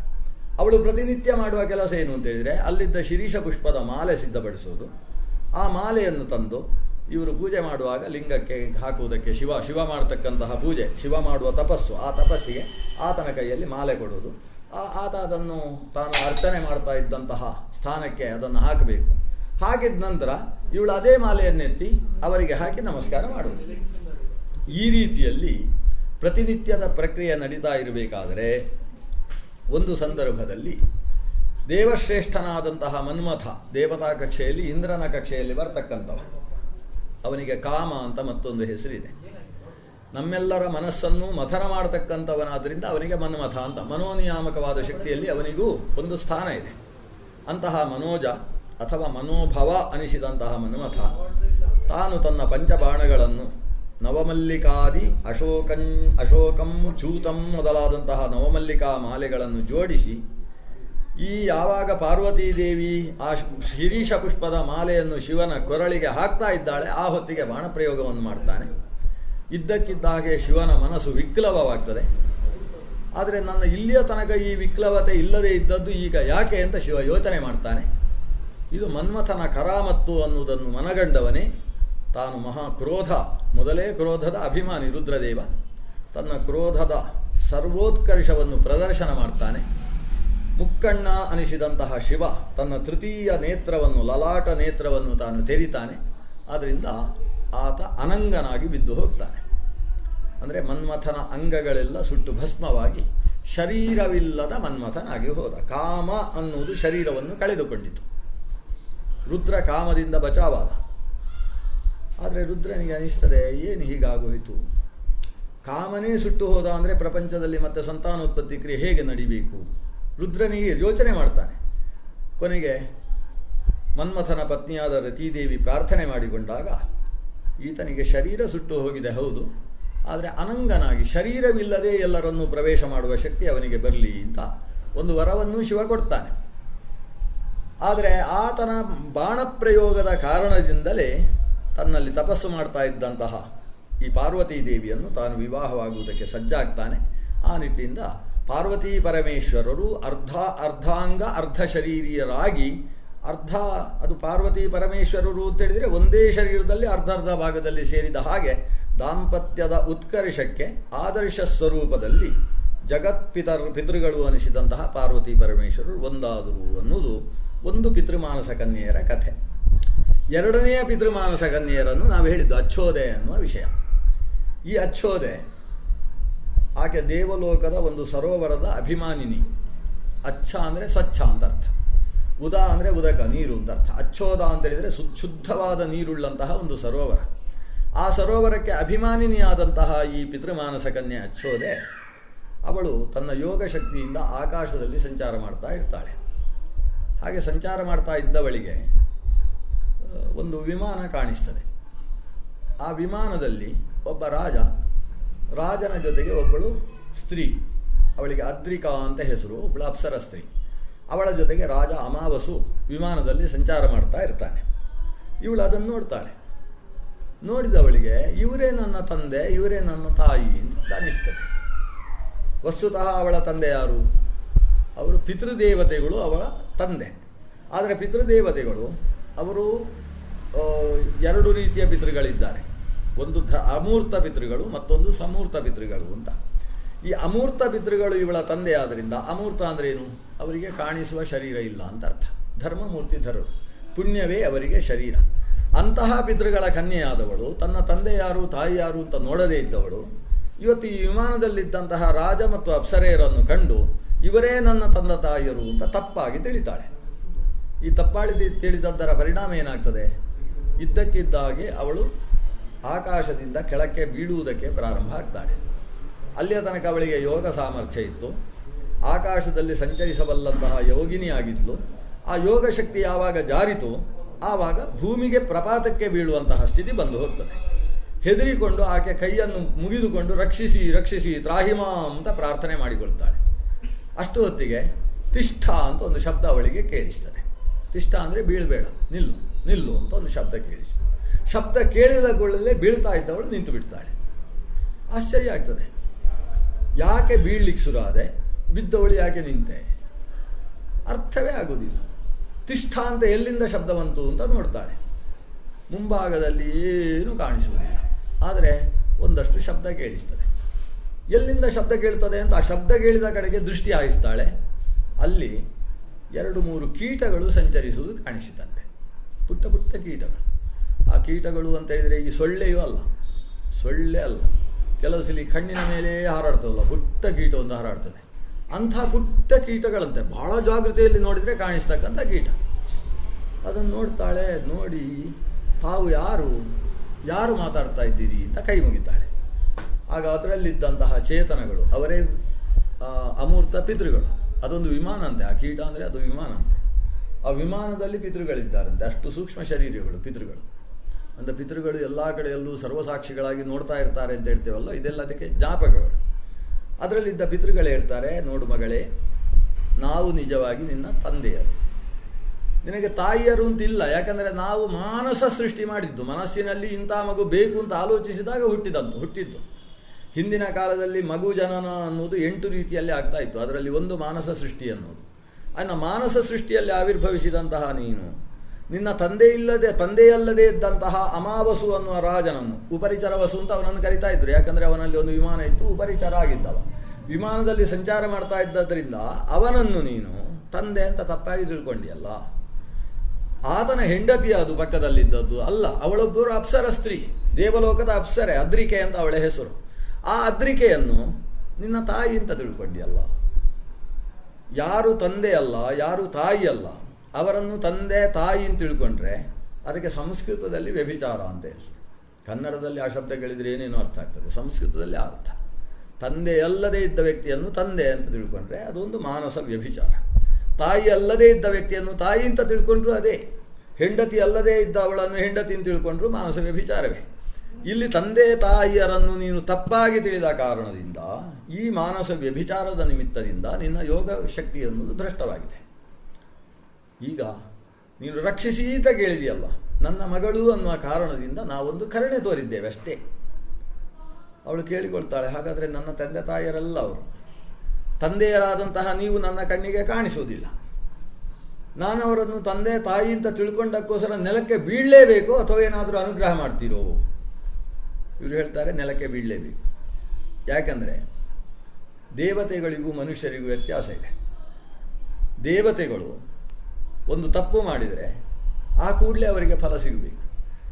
ಮನುಷ್ಯರೇನಾದರೂ ತಪ್ಪು ಮಾಡಿದರೆ ಅವರು ಸತ್ತ ಮೇಲೆ ಅವರಿಗೆ ಫಲ ಸಿಗುವುದು. ಇಷ್ಟು ವ್ಯತ್ಯಾಸ ಇದೆ. ಅದು ಪ್ರೇತ್ಯ ಮಾನುಷೆ ದೇವತ್ವೇತು ಸದ್ಯ ಫಲದಿ ಸರ್ವತ್ರ ಅಂತ. ದೇವತ್ವದಲ್ಲಿ ಆವಾಗಲೇ ಫಲ ಸಿಗಬೇಕು. ಈಗ ನಿಮ್ಮದು ದೇವತಾ ಶರೀರ ಅಲ್ವಾ, ಆದ್ದರಿಂದ ತಪ್ಪು ಮಾಡಿದಿ, ಈಗಲೇ ಆ ಫಲವನ್ನು ನೀನು ಅನುಭವಿಸಬೇಕು. ನೆಲಕ್ಕೆ ಬೀಳ್ತಿದ್ದೀನಿ. ಇವಳು ಕೈ ಮುಗಿದು ಪ್ರಾರ್ಥಿಸ್ತಾಳೆ, ಏನಾದರೂ ನನ್ನನ್ನು ರಕ್ಷಿಸಬೇಕು. ಆವಾಗ ಪಿತೃಗಳು ಹೇಳ್ತಾರೆ, ಮಗಳೇ ಭೂಮಿಗೆ ಬೀಳು, ಬಿದ್ದ ಮೇಲೆ ನಿನಗೆ ಒಳ್ಳೆಯದಾಗ್ತದೆ. ಬಿದ್ದಂತಹ ನೀನು ಯಾರನ್ನು ನೀನು ಅಪ್ಪ ಅಂತ ತಿಳ್ಕೊಂಡಿದ್ದೀಯೋ, ಅಪ್ಪನಲ್ಲದೇ ಇದ್ದ ವ್ಯಕ್ತಿಯನ್ನು ಅವನಿಗೆ ಮಗಳಾಗಿ ಹುಟ್ಟಬೇಕು. ಆದರೆ ಯಾರನ್ನು ಅಮ್ಮ ಅಂತ ತಿಳ್ಕೊಂಡಿದ್ದೀಯೋ ಅವಳು ನಿನ್ನ ಅಪ್ಪನ ಹೆಂಡತಿ ಅಲ್ಲ. ಅಪ್ಪನ ಹೆಂಡತಿ ಅಲ್ಲದೇ ಇದ್ದಂತಹ ಅವಳ ಹೊಟ್ಟೆಯಲ್ಲಿ ನೀನು ಹುಟ್ಟಬೇಕು, ಆ ಅಪ್ಪನಿಗೆ ಮಗನಾಗಿ. ಭಾರಿ ಕಷ್ಟ ಉಂಟು ಹರಿವಂಶ ಅರ್ಥ ಮಾಡ್ಕೊಳ್ಳಿಕ್ಕೆ. ಶಾಪ ಹೀಗೆ, ಆತನ ಮಗಳಾಗಿ ಪಕ್ಕದಲ್ಲಿದ್ದ ಅದ್ರಿಕಾಪ್ಸರೆಯ ಉದರದಲ್ಲಿ ನೀನು ಮಗಳಾಗಿ ಹುಟ್ಟಬೇಕು. ಹುಟ್ಟಿದಂತಹ ನಿನಗೆ ಶ್ರೇಯಸ್ಸಾಗ್ತದೆ. ಏನಂದರೆ ಸಾಕ್ಷಾತ್ ಭಗವಂತ ಮಹರ್ಷಿ ಪರಾಶರರ ಮೂಲಕ ನಿನ್ನ ಉದರದಲ್ಲಿ ಪ್ರವೇಶ ಮಾಡಿ ಲೋಕಕ್ಕೆ ಸಮಗ್ರ ಜ್ಞಾನರಾಶಿಯನ್ನು ಕೊಡ್ತಕ್ಕಂತಹ ವಿದ್ಯಾಧೀಶ ಅಂತ ಕರೆಸಿಕೊಳ್ತಾನೆ. ಅಂತಹ ಮಗುವಿಗೆ ಜನನ ಕೊಡುವ ಯೋಗ ನಿನಗೆ ಪ್ರಾಪ್ತಿಯಾಗ್ತದೆ ಅಂತ ಆಶೀರ್ವಾದ ಮಾಡಿದ್ರು. ಅದೃಶ್ಯ ಆ ಪುಟ್ಟ ಪುಟ್ಟ ಸೊಳ್ಳೆಗಳು ಕೂಡ ಕಾಣಿಸಲಿಲ್ಲ ಅಂತ. ಆಮೇಲೆ ಶಬ್ದವೂ ಇಲ್ಲ. ಈಕೆ ಸೀದಾ ನೆಲಕ್ಕೆ ಬಿದ್ದು. ಬಿದ್ದಂಥ ಹೊತ್ತಿಗೆ ಆಕೆಯ ಶರೀರ ಭಗ್ನವಾಗಿತ್ತು. ಕೇವಲ ಚೇತನ ತನ್ನ ಯಾತನಾ ದೇಹದಲ್ಲಿ ಸಂಚರಿಸಿದ್ದಾಳೆ. ಅಂತಹ ಸಂಚರಿಸಿದಂತಹ ಆಕೆ ಅಮಾವಸುವಿನ ಉದರದಲ್ಲಿ ಪ್ರವೇಶ ಮಾಡ್ತಾಳೆ. ಅಮಾವಸು ಆ ದೇಶದ ರಾಜ. ಇವತ್ತು ವಿರಾಟ ದೇಶ ಅಂತ ಯಾವುದನ್ನು ಕರಿತೇವೆ, ಆ ದೇಶದ ರಾಜ. ಅವ ಒಂದು ತಪಸ್ಸು ಮಾಡಿ ಪಡೆದಿದ್ದ ವಿಮಾನ. ಆ ವಿಮಾನ ಆ ಕಾಲದಲ್ಲಿ ವಿಮಾನ ಒಂದು 8 ಜನರಲ್ಲಿ ಮಾತ್ರ ಇತ್ತು. ಒಬ್ಬ ಸೌಭ ದೇಶದ ಅಧಿಪತಿಯಲ್ಲಿತ್ತು, ಇನ್ನೊಂದು ಕುಬೇರನಲ್ಲಿತ್ತು. ಆಮೇಲೆ ಅದನ್ನು ನಮ್ಮ ರಾವಣ ಅಪಹರಿಸ್ತಾನೆ. ಪೆಟ್ಟು ಹೊಡೆದು ವಿಮಾನ ನನಗೆ ಬೇಕು ಅಂತ ಪುಷ್ಪಕವನ್ನು ಅಪಹರಿಸ್ತಾನೆ. ಒಂದು 8 ವಿಮಾನ ಇತ್ತು. ಅದರಲ್ಲಿ ಇವನ ಹತ್ರ ಒಂದು ವಿಮಾನ ಇತ್ತು. ಆ ವಿಮಾನದಲ್ಲಿ ಅವ ಊರಲ್ಲೆಲ್ಲ ಸಂಚಾರ ಮಾಡಿ, ಹೆಚ್ಚು ಅವ ವಿಮಾನದಲ್ಲೇ ಇರ್ತಿದ್ದ. ಭೂಮಿಯಲ್ಲಿ ಇರ್ತಾ ಇದ್ದದ್ದೇ ಕಡಿಮೆ. ಅದಕ್ಕೆ ಅವನಿಗೆ ಉಪರಿಚರ ವಸು ಅಂತಲೇ ಕರೀತಾರೆ. ಉಪರಿ ಅಂದರೆ ಮೇಲೆ, ಚರ ಅಂದರೆ ಸಂಚಾರ, ಮೇಲೆಯೇ ಸಂಚಾರ ಮಾಡುವ ವಸು ಅಂತ ಅವನನ್ನು ಕರೀತಾ ಇದ್ದರು. ಅಂತಹ ಉಪರಿಚರ ವಸುವಿನಲ್ಲಿ ಈಕೆ ಸೇರಿಕೊಳ್ತಾಳೆ. ಸೇರಿಕೊಂಡು ಈಗ ಏನಾಗಬೇಕು, ಈ ಅದ್ರಿಕೆ ಅಪ್ಸರೆಯ ಹೊಟ್ಟೆಯಲ್ಲಿ ಹುಟ್ಟಬೇಕಲ್ವ. ಅಲ್ಲಿ ಏನಾಗಿದೆ ಅಂದರೆ ಆ ಅದ್ರಿಕೆ ಅವಳು ಒಂದು ಯಮುನೆಯಲ್ಲಿ ಮೀನಾಗಿ ಹುಟ್ಟಿದ್ದಾಳಂತೆ. ಎಲ್ಲ ದೇವರ ವ್ಯವಸ್ಥೆ ಭಾಳ ಚೆನ್ನಾಗಿದೆ. ಒಂದು ಮೀನಾಗಿ ಹುಟ್ಟಿದ್ದಾಳೆ. ಈ ಉಪರಿಚರ ವಸು, ಅಮಾವಸು ಅಂತ ಕರೆಯುವ ಅವನನ್ನು, ಯಾಕಂದರೆ ಇಲ್ಲಿ ಹೇಳಿರುವುದು ಅಮಾವಸು ಅಂತ. ಈ ಅಮಾವಸು ಅವನು ಯಾವುದೋ ಒಂದು ಕಾರ್ಯದ ನಿಮಿತ್ತ ಕಾಡಿಗೆ ಹೋಗಿದ್ದಾನೆ. ಆ ಹೋಗುವಾಗ ಅವನ ಪತ್ನಿ ಹೇಳ್ತಾಳೆ, ಇವತ್ತು ನೀವು ಬೇಗ ಬರಬೇಕು ಸಾಯಂಕಾಲ. ಯಾಕೆಂದರೆ ಆಕೆ ಋತುಸ್ನಾತೆಯಾಗಿದ್ದಾಳೆ. ಆಕೆಯನ್ನು ಸಮಾಧಾನಗೊಳಿಸಿ ಬೇಗ ಬರ್ತೇನೆ ಅಂತೇಳಿ ಇವ ಕಾಡಿಗೆ ಹೋಗಿದ್ದಾನೆ. ಕಾಡಿಗೆ ಹೋದವನಿಗೆ ತಮ್ಮ ಋಷಿಗಳಿಗೋಸ್ಕರ ಯಾವುದೋ ವಸ್ತು ತರಬೇಕಿತ್ತು. ತನ್ನ ಗುರುಕುಲಕ್ಕೋಸ್ಕರ ತರಬೇಕಾದ ವಸ್ತು. ಅದು ಸಿಗಲಿಲ್ಲ. ಎಷ್ಟು ಹುಡುಕಿದ್ರೂ ಸಿಗಲಿಲ್ಲ. ಕಾಡಿನಲ್ಲಿ ಸುಸ್ತಾಯಿತು. ಒಂದು ಮರದ ಅಡಿಯಲ್ಲಿ ಮಧ್ಯಾಹ್ನದ ಹೊತ್ತು ಮಲ್ಕೊಳ್ಳುವಾಗ ಅವನಿಗೆ ತನ್ನ ಹೆಂಡತಿಯ ನೆನಪಾಗ್ತದೆ. ನೆನಪಾಗಿ ಆತನ ಸ್ವಪ್ನ ಸ್ಖಲನ ಅಂತ ತನ್ನ ಪ್ರಜನನ ಶಕ್ತಿ ಆತನಿಂದ ಬಹಿರ್ಭೂತವಾಗ್ತದೆ. ಅಷ್ಟು ಎಚ್ಚರ ಆಗ್ತದೆ ಅವನಿಗೆ. ಯಾಕೆ ಹೀಗಾಯಿತು? ಜೀವನದಲ್ಲಿ ಒಂದು ಬಾರಿಯೂ ಬ್ರಹ್ಮಚರ್ಯವನ್ನು ಕಳೆದುಕೊಳ್ಳದೇ ಇದ್ದಂತಹ ನನ್ನಲ್ಲಿ ಇಂತಹ ಬ್ರಹ್ಮಚರ್ಯ ಸ್ಖಾಲಿತ್ಯ ಯಾಕೆ ಬಂತು ಅಂತ ಯೋಚನೆ ಮಾಡ್ತಾನೆ. ಯೋಚನೆ ಮಾಡಿದವ ತನ್ನ ಪ್ರಜನನ ಶಕ್ತಿ ವ್ಯರ್ಥವಾಗಬಾರದು ಅಂತೇಳಿ ಅದನ್ನು ಒಂದು ಪಾಲಾಶ ಪತ್ರದಲ್ಲಿ ದೊನ್ನೆಯಲ್ಲಿ ಕಟ್ತಾನಂತೆ. ಕಟ್ಟಿ ತನ್ನ ಜೊತೆಗೆ ಬೇಟೆಗೆ ಬರುವಾಗ ಬಂದಿದ್ದಂತಹ ಗಿಡುಗ ಹಕ್ಕಿಯಲ್ಲಿ ಕೊಡ್ತಾನೆ. ಹಿಂದೆ ರಾಜರೆಲ್ಲ ಕಾಡಿಗೆ ಹೋಗುವಾಗ 1-2 ಹಕ್ಕಿಗಳನ್ನು ಕರ್ಕೊಂಡು ಹೋಗ್ತಿದ್ರು. ಈಗೆಲ್ಲ ನಾಯಿ ಕರ್ಕೊಂಡು ಹೋಗ್ತಾರಲ್ಲ, ಆಗ ಬೇಟೆ ನಾಯಿಗಳನ್ನು ಕರ್ಕೊಂಡು ಹೋಗುವಾಗ ಹಕ್ಕಿ, ಒಂದು ಗಿಡುಗ ಹಕ್ಕಿ. ಇನ್ನೊಂದು ಪಾರಿವಾಳ. ಪಾರಿವಾಳ ಯಾಕೆ ಅಂದರೆ ಅದು ಬೇಗ ಏನಾದರೂ ಸಂದೇಶ ಕಳಿಸಬೇಕು, ಟೆಲಿಗ್ರಾಮ್ ಕಳಿಸಬೇಕಾದ್ರೆ ಪಾರಿವಾಳದ ಮೂಲಕ ಕಳಿಸು. ಗಿಡುಗ ಹಕ್ಕಿ ಕೆಲವು ಸಂದೇಶ ಮತ್ತು ಕೆಲವು ಬೇಟೆಗಳಿಗೆ ಬೇಕಾಗ್ತದೆ, ಅದು ಹೋಗಿ ಶಬ್ದ ಮಾಡಿ ಇಲ್ಲಿ ಇಂಥ ಪ್ರಾಣಿ ಉಂಟು ಅಂತೆಲ್ಲ ಹೇಳುವುದಕ್ಕೆ ಬೇಕಾಗ್ತದೆ. ಹಾಗೆ ಗಿಡುಗನನ್ನು ಕರ್ಕೊಂಡು ಹೋಗಿ ಆ ಗಿಡುಗನ ಕೈಯಲ್ಲಿ ಈ ಪ್ರಜನನ ಶಕ್ತಿಯನ್ನು ದೊನ್ನೆಯಲ್ಲಿ ಕಟ್ಟಿ ಕೊಡ್ತಾರೆ. ಇದನ್ನು ನನ್ನ ಪತ್ನಿಗೆ ಕೊಡು. ಅದೇ ನಾನು ಹೇಳಿದೆ 8 ರೀತಿಯಲ್ಲಿ ಸಂತಾನೋತ್ಪತ್ತಿ ಆಗ್ತಿತ್ತು, ಅದರಲ್ಲಿ ಇದು ಒಂದು ಕ್ರಮ. ಇದರಿಂದ ಆಕೆ ಸಂತಾನವನ್ನು ಪಡಿಬೇಕು ಅಂತ. ಇದು ಏನು ಮಾಡಿತು, ಅದನ್ನು ತನ್ನ ಕೈಗಳಲ್ಲಿ ಜಾಗ್ರತೆಯಾಗಿ ಹಿಡ್ಕೊಂಡು ಆಕಾಶದಲ್ಲಿ ಹಾರ್ತಾ ಇದ್ದರೆ ಒಂದು 4 ಹದ್ದುಗಳು ಗಿಡುಗಗಳು ನೋಡಿತು. ನೋಡಿ ಏನೋ ಒಂದು ವಿಶಿಷ್ಟವಾದ ಆಹಾರವನ್ನು ಹಿಡ್ಕೊಂಡು ಹೋಗ್ತಾ ಇದೆ ಇದು ಅಂತ ಅದಕ್ಕೆ ಅನಿಸಿದ್ದೆ ತಡ ಆಕ್ರಮಣ. ನಾಯಿಗೆ ಒಂದು ಮಾಂಸ ತುಂಡು ಸಿಕ್ಕಿದರೆ 10 ನಾಯಿಗಳು ಬೀದಿ ನಾಯಿಗಳು ಬೀಳುವ ಹಾಗೆ ಈ ಹಕ್ಕಿಯ ಮೇಲೆ ಉಳಿದ ಹಕ್ಕಿಗಳೆಲ್ಲ ಆಕ್ರಮಣ ಮಾಡಿತು. ಏನು ಪೆಟ್ಟು ಗಲಾಟೆ. ಇದು ಹೇಗಾದರೂ ತಪ್ಪಿಸಿಕೊಂಡು ಓಡುವುದಕ್ಕೆ ನೋಡುತ್ತದೆ, ಆಗಲಿಲ್ಲ. ಕೊನೆಗೆ ಜಾರಿತದು. ಜಾರಿ ಬಿದ್ದದ್ದು ಯಮುನೆಗೆ. ಆಕಾಶದಲ್ಲಿ ಹಾರುವಾಗ ಯಮುನೆಯಲ್ಲಿ ಬಿತ್ತು. ಯಮುನೆಯಲ್ಲಿ ಬಿದ್ದದ್ದೆಡೆ ಒಂದು ಮೀನು ಗಬಕ್ಕನೆ ನುಂಗಿತು. ಅದು ಅದ್ರಿಕಾ ಅಪ್ಸರೆ ನುಂಗಿತು. ನುಂಗಿದ ಮೀನಿನ ಹೊಟ್ಟೆಯಲ್ಲಿ ಮಗು ಜನಿಸಿತು. ನೋಡಿ, ಮೀನಿನ ಅದ್ರಿಕೆಯ ಹೊಟ್ಟೆಯಲ್ಲಿ ಮಗು. ಅಲ್ಲಿ ಯಮುನಾ ತೀರದಲ್ಲಿ ಒಬ್ಬ ದಾಶರಾಜ ಇದ್ದಾನೆ. ದಾಶ ಅಂದರೆ ಬೆಸ್ತರ ರಾಜ. ಆ ರಾಜ ಇಲ್ಲಿ ಯಾರು ಬೆಸ್ತರು ಮೀನು ಹಿಡಿದಿದ್ದಾರೆ. ಮೀನು ಹಿಡಿದದ್ರಲ್ಲಿ ದೊಡ್ಡ ಮೀನು ಅಂತ ರಾಜನಿಗೆ ತಂದು ಕೊಟ್ಟಿದ್ದಾರೆ. ಇವ ಸ್ವಲ್ಪ ಬೆಲೆ ಕೊಟ್ಟು ಅದನ್ನು ತಗೊಂಡಿದ್ದಾನೆ. ದೊಡ್ಡ ಮೀನು, ಹೊಟ್ಟೆ ಇಷ್ಟು ದೊಡ್ಡದಿದೆ, ನಮಗೆ ಈ ಮನೆಯ ಸಂಸಾರಕ್ಕೆಲ್ಲ ಇವತ್ತು ಒಂದೇ ಸಾಕಾಗ್ತದೆ ಅಂತ ಅದನ್ನು ಬಗೆಯುವಾಗ ಪತ್ನಿ ಮತ್ತು ಇವರು ಸೇರಿ ಜಾಗ್ರತೆಯಾಗಿ ತೆಗಿತಾರೆ. ಯಾಕಂದ್ರೆ ದೊಡ್ಡ ಮೀನು, ಒಳಗೊಂದು ಪುಟ್ಟ ಮೀನಿದ್ರೆ ಅದರದ್ದು ಇನ್ನೂ ರುಚಿಯಾಗಿರ್ತದೆ ಅಂತ ಹೀಗೆ ಆಲೋಚನೆ ಅವರು. ಗರ್ಭಿಣಿ ಮೀನು ಅಂತ ತೆಗೆದಾಗ ಒಳಗೆ ಲೋಕವನ್ನೇ ಮೋಹನಗೊಳಿಸುವ ಸುಂದರವಾದ 2 ಮಕ್ಕಳಂತೆ. ಅದು ಮಾನವ ಮಕ್ಕಳು, ರಾಜಲಕ್ಷಣ ಸಂಪನ್ನವಾದಂತಹ ಮಕ್ಕಳು ಕಾಣಿಸಿದ್ರು. ಆ ತಾಯಿಗೆ ಒಂದೆಷ್ಟು ಖುಷಿಯಾಯಿತು ಅಂದರೆ, ಅವಳು ಎಷ್ಟೆಷ್ಟೋ ವ್ರತ ಮಾಡ್ತಾ ಇದ್ಲು ಪಾಪ, ದಾಶರಾಜನ ಪತ್ನಿ. ಅವಳಿಗೆ ಬಹುಶಃ ಮದುವೆಯಾಗಿ ಸುಮಾರು ಒಂದು 35 ವರ್ಷ ಆಗಿರಬೇಕು. ಋಷಿ ಪಂಚಮಿಗೆ ಹತ್ರ ಆಗಿದೆ. ಅಷ್ಟರಲ್ಲಿ ಮಕ್ಕಳಿಲ್ಲ, ಹೇಗಾದರೂ ಸಂತಾನ ಪಡಿಬೇಕು ಅಂತ ದೇವರಿಗೆ ಹರಕೆ ಹೊತ್ತದ್ದೇ ಹೊತ್ತದ್ದು. ಇವತ್ತು ತಮ್ಮ ಮನೆಗೆ 2 ಮಕ್ಕಳು ಬಂದು ಅಲ್ಲ ಮೀನಿನ ಮೂಲಕವಾಗಿ. ಭಾರಿ ಖುಷಿಯಾಯಿತು. ದೇವರೇ ಕೊಟ್ಟ ಮಗು ಅಂತ ಹೇಳಿ ಅದನ್ನು ಅಪ್ಪಿಕೊಳ್ತಾಳೆ. ಅವಳ ಎದೆಯಲ್ಲೂ ಹಾಲು ಸುರಿಯುವುದಕ್ಕೆ ಪ್ರಾರಂಭ ಆಯ್ತಂತೆ. ಆದರೆ ದಾಶರಾಜ ಹೇಳ್ತಾನೆ, ಇದು ನಮ್ಮ ಮಗು ಅಂತ ನಾವು ಸ್ವೀಕಾರ ಮಾಡಲಿಕ್ಕೆ ಆಗುವುದಿಲ್ಲ. ಯಾಕಂದರೆ ದಿವ್ಯ ಅಂದ್ರೇನು, ಲೋಕದಲ್ಲಿ ಸಾಮಾನ್ಯವಾಗಿ ಘಟಿಸಲಾಗದ್ದು ಏನುಂಟು ಅದು ದಿವ್ಯ. ಒಂದು ಮೀನಿನ ಹೊಟ್ಟೆಯಲ್ಲಿ ಮಾನುಷ ಮಕ್ಕಳು ಹುಡ್ತಾರೆ ಅಂದರೆ ಅದೊಂದು ದಿವ್ಯ. ನಮ್ಮ ಮನೆಯಲ್ಲೇ ಇದ್ದಕ್ಕಿದ್ದ ಹಾಗೆ ಹೀಗೆ ಒಂದು ಕೋರು ಹಾಕಿದಾಗ ಒಂದು ಭಾರಿ ಬಂಗಾರದ ಪಾತ್ರೆ ಸಿಕ್ಕಿ ಅದರಲ್ಲಿ ಬಂಗಾರದ ನಾಣ್ಯ ಸಿಕ್ಕಿತು ಅಂದರೆ ಅದು ನಾವೇ ಉಪಯೋಗಿಸುವ ಹಾಗಿಲ್ಲ, ಸರ್ಕಾರಕ್ಕೆ ಸೇರಬೇಕು. ಹೀಗೆ ವ್ಯವಸ್ಥೆ. ಹಾಗಾಗಿ ಇದೊಂದು ದಿವ್ಯವಾದದ್ರಿಂದ ಇದು ನಮ್ಮ ರಾಜನಿಗೆ ಸೇರಿದ ಸಂಪತ್ತಾಗ್ತದೆ. ಆದ್ದರಿಂದ ನಾವಿದನ್ನು ರಾಜನಿಗೆ ತಲುಪಿಸಬೇಕಾಗ್ತದೆ. ಈಗ ಕೇಳುವುದಿಲ್ಲ, ಯಾರಿಗೂ ಹೇಳಬೇಡಿ ಇದು ಇಲ್ಲಿ ಸಿಕ್ಕಿದ್ದು ಅಂತ ಹೇಳ್ತಾಳೆ. ನಾವೇ ಇದನ್ನು ಮಕ್ಕಳಾಗಿ ಬೆಳೆಸೋಣ. ಇವು ಹೇಳ್ತಾನೆ, ಅಲ್ಲ ನಾವು ರಾಜನ ಹತ್ರ ತಗೊಂಡು ಹೋಗೋಣ, ತಪ್ಪಿತಸ್ಥರಾಗೋದು ಬೇಡ, ರಾಜ ನಮಗೆ ಕೊಡ್ತಾನೆ ಬಿಡು ಅಂತ ಸಮಾಧಾನ ಮಾಡಿ ಕರ್ಕೊಂಡು ಹೋಗ್ತಾರೆ. ಹೋಗಿ ರಾಜನ ಹತ್ರ ಮುಂದಿಟ್ಟರೆ ರಾಜ ಗಂಡು ಮಗುವನ್ನು ನೋಡಿ ಎತ್ತಿಕೊಳ್ತಾನೆ. ರಾಜ ಪತ್ನಿ ಬಂದು ನೋಡ್ತಾಳೆ. ತನ್ನ ಪತಿಯ ಸ್ವರೂಪದ ಹಾಗೆ ಕೈಗಳಲ್ಲಿರತಕ್ಕಂಥ ಶಂಖಚಕ್ರಗಳನ್ನು ನೋಡಿದರೆ ರಾಜಲಕ್ಷಣಗಳು ಕಾಣಿಸ್ತಾವೆ. ಆಕೆಗೆ ನನ್ನದೇ ಮಗು ಅಂತ ಅನಿಸುತ್ತೆ. ಮಗುವನ್ನು ಹಿಡ್ಕೊಂಡು ಸೀದಾ ಒಳಗೆ ಹೋಗಿಬಿಡ್ತಾಳೆ. ಅಷ್ಟೊತ್ತಿಗೆ ಹುಡುಗೋಳು ಅಳಿಯುವುದಕ್ಕೆ ಶುರು ಮಾಡ್ತಾಳೆ ದಾಶಕನ್ಯೆಯನ್ನು ನೋಡಿದಂತಹ ರಾಜ ಹೇಳ್ತಾನೆ, ಈ ಹೆಣ್ಣು ಮಗುವನ್ನು ನೀವು ಸಾಕಿ, ಗಂಡು ಮಗುವನ್ನು ನಾವು ಸಾಕ್ತೇವೆ. ಮತ್ಸ್ಯದ ಹೊಟ್ಟೆಯಲ್ಲಿ ಬಂದದ್ರಿಂದ ಅವನಿಗೆ ಮತ್ಸ್ಯರಾಜ ಅಂತಲೇ ಹೆಸರು. ಮುಂದಕ್ಕೆ ವಿರಾಟರಾಜನಾಗಿ ಅದೇ ಮತ್ಸ್ಯ ದೇಶದ ಅಧಿಪತಿಯಾಗಿ ಆತ ಕುರುಕ್ಷೇತ್ರ ಯುದ್ಧದಲ್ಲಿ ಭಾಗವಹಿಸಿದ್ದನ್ನು ಕೂಡ ಮಹಾಭಾರತದಲ್ಲಿ ಕಾಣ್ತೇವೆ. ಮಗಳು ದಾಶರಾಜನ ಮನೆಯಲ್ಲಿ ಬೆಳೀತಾಳೆ. ರಾಜನ ಮಗಳು ಅದ್ರಿಕೆಯ ಹೊಟ್ಟೆಯಲ್ಲಿ, ಮೀನಿನ ಹೊಟ್ಟೆಯಲ್ಲಿ ಆವಿರ್ಭವಿಸಿದವಳು. ಮೈಯಲ್ಲಿ ಒಂದು ಥರದ ಮೀನಿನ ಸುವಾಸನೆ ಇರುವುದರಿಂದ, ಮೀನಿನ ವಾಸನೆ ಅಂತ ಹೇಳ್ಬಾರ್ದು, ಅವರಿಗೆಲ್ಲ ಭಾರಿ ಖುಷಿ ಅದು. ಕೆಲವರಿಗೆ ಮೀನುಗಾರರಿಗೆ ಅವರಿಗೆ ಸಂಪಿಗೆಯ ಪುಷ್ಪದ ಚೀಲ ಪಕ್ಕದಲ್ಲಿದ್ದರೆ ರಾತ್ರಿ ನಿದ್ದೆ ಬರುವುದಿಲ್ಲ.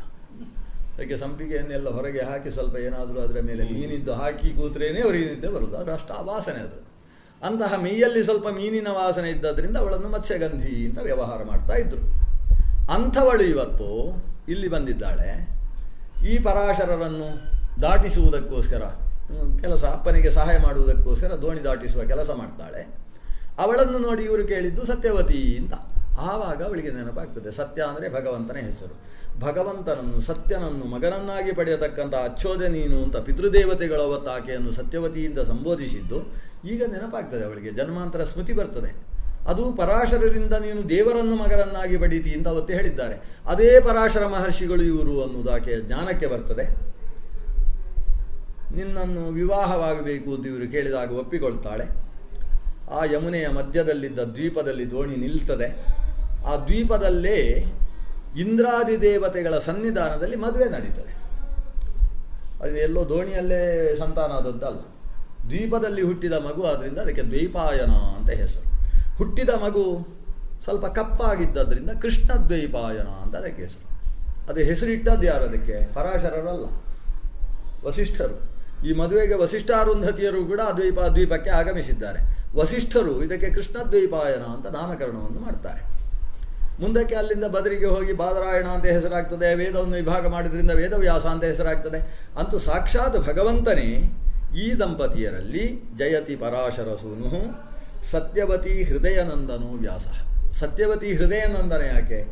ಈ ಸತ್ಯವತಿ ಆ ಮಗುವಿಗೆ ಸಂಸ್ಕಾರಗಳಾಗ್ತಾ ಇದ್ದ ಹಾಗೆ ಆ ಮಗು ಇದ್ದಕ್ಕಿದ್ದ ಹಾಗೆ 7 ವರ್ಷದ ಮಗುವಿನ ಹಾಗೆ ಆವಿರ್ಭವಿಸಿದೆ.